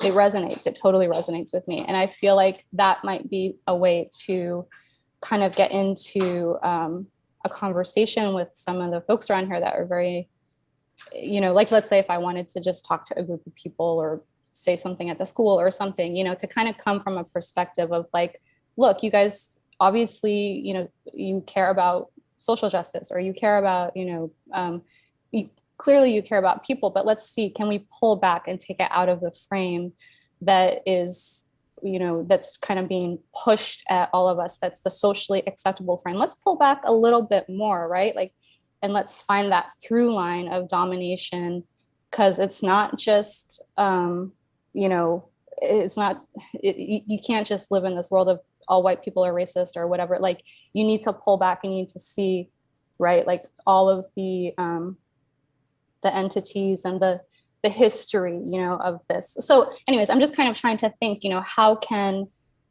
I speak to people? Because, you know, I think it's important. I want to get information out. You know, maybe I'm not yet like jaded or cynical. No, I don't know. But how, you know, just kind of think about how can we meet people, and we don't have to come at people like in an aggressive way or in a disparaging way. Like I said, I'm coming from a liberal perspective, but like in the last couple of years, I got really curious, like what, you know, I actually realized that I didn't know at all what conservatives thought. It was just you know, you only know what you know about conservatives from what you hear from people on the left, right? And so I started to like really open up and be like, what are all the different perspectives? What's happening on both sides? And I have a lot of appreciation for just people, like good people. And you know, I'm finding that there's a lot of conservatives and Christians that I'm like, you know, right on. We like, you know, Lynn, you said that you're a conservative, and I think that you are also Baptist, I believe. I might be wrong about that. I'm sorry. But like, I like you. You're look at, you know, We're what I'm a Baptist no longer, but yeah. Okay. It's hard to take it out of the girl. But it's awesome. And look, you and Alison hang out all the time, and Alison's coming from this liberal background, you know, so we just have to find those ways to like connect with each other and to stop the fear impulse, so that's all. Oh, and then I just want to thank everybody also. It's been really awesome to be on here, and thank you for inviting me, and thank you for all of the knowledge and time and energy that you guys put out. It's really appreciated. Thank you. Let's see. Do we, JD, do you want to go next? Yeah, I just wanted to say thank you for all of your time. It actually helps me knowing that there are a number of people out there that are aware of all these issues. And I feel like I've been somewhat of a rebel and an outlier for most of my life since I was like 17 or 18. I'm in my 40s now. So I do see a lot more people waking up to complex issues, deeper issues that people were not aware of 10 years ago, even 5 years ago. So that's inspiring. And then I also wanted to share that I sometimes feel like I come from a place of fear about the future and about my kids' future. But I kind of wanted to end with saying I had this epiphany a few weeks ago that, all generations are kind of afraid of change. And I want to have faith in my children and their generation, that they're going to walk a path that we cannot see. And I have a strong feeling that a lot of them are going to be okay. Like they're going to be just real powerhouses in the future, and that I'm, scared for them, but also excited for them because it's something that we're not going to see. It's something, the challenges they're going to be able to figure out that we can't quite get our brains around. And that does give me a sense of peace that, I'm going to have faith in my kids. Like they're intelligent, they're kind, they're wonderful. And I know that they're not the only kids like that in the world, because I see their friends and I see, my cousin's kids, and that's inspiring. And I just don't think that we can kind of close the book on them. We can try to warn them and guide them, but ultimately the future is theirs. But again, I want to thank you guys, but I got to get going, on my day. But I'm looking forward to following all of your work, and just thank you. Thank you. Robin, final words? Yeah, I'll say a couple things. I'll try and be as quick as possible. Not that I do it anymore, but I was doing classical conversations for a while, and just to kind of give you guys like an overview of that, was kind of cool. It's supposed to be like a Christian co-op that learns the classical style. The classical style is basically learning how your child learns. So you teach them rote memory when they're kids, you really get it into them, like knowledge. And then as they get older and they start to question the world, then you get them into debate. You teach them language, you teach them vocabulary, intense vocabulary, so that when they speak, they're not just saying the dog ran, the dog leapt, the horse galloped. Like you can be alive in what you're feeling and speaking. And then, of course, when they get into the high school years, they become argumentative, and that's your nature. And the good thing about that is that we're teaching them how to find good resources and how to argue both sides of a subject. So I'm telling you that to let you know that there's an upcoming group of children who are being homeschooled. And I think a lot of them are going to be a surprise to the world. They're going to come up, they're going to have a great vocabulary, they're going to be better at discerning people and things as much as we think that they won't. There is a certain group of children who will be adults, who will know what to do and what's going on, and who can argue it, and who can convince people, who are not just elitist children. And I have a lot of faith in that. I have faith in God. He wins. I heard one thing when I was binge watching you last night, Alison. It was kind of startling, because I think it was maybe about 3 weeks ago. I've been kind of lapsed in reading my Bible, and I try to do it every day. I haven't been doing it. I've been letting dystopia kind of take over. But I got myself back on track. And of course, God tells you to show love, love everybody. And that's very hard for me lately. And I feel less than because of it. But I reached out into other versions of the Bible. And as you know, they have different words and different language, coming back full circle now. And I came up that love actually means charity. And when I think of charity, I can love somebody else. I can let Jesus love other people through me. I can love on other people if I feel like when I am loving on them, I'm loving on Jesus and not the actual person, because then I don't focus on the worldly things about them or their closed-mindedness or their lack of being aware of what's truly happening in the world. And I just thought it was funny as I stumbled on a video last night where you spoke about that exact thing. And I was like, wow, why couldn't I have found that like 6 weeks ago? That would have been so monumental. So I need to catch up on your stuff. It's very nice to talk to you all. I thank you. I hope I encourage everybody in homeschooling. You are all equipped. Lynn Davenport, you said something about your grandchildren. If I'm around and I see you, I'll hold you to that. That is great. We are all equipped. There is nobody better to teach your children than yourself. And there's just so many great resources. And I just pray that we keep talking and keep reaching out and keep planting seeds. And I thank you for all your knowledge, because in my busyness and teaching my children and trying to keep a straight path and grow a garden and learn how to be self-sufficient and not on the government, it is very hard for me to do all my research at the same time. So I rely on just great people like you to stay the path and just know that you're loved and supported. And I just thank you and appreciate you, especially your time today. Thank you. It's a pleasure to meet you. Thank you. And thank you all for listening. And till next time.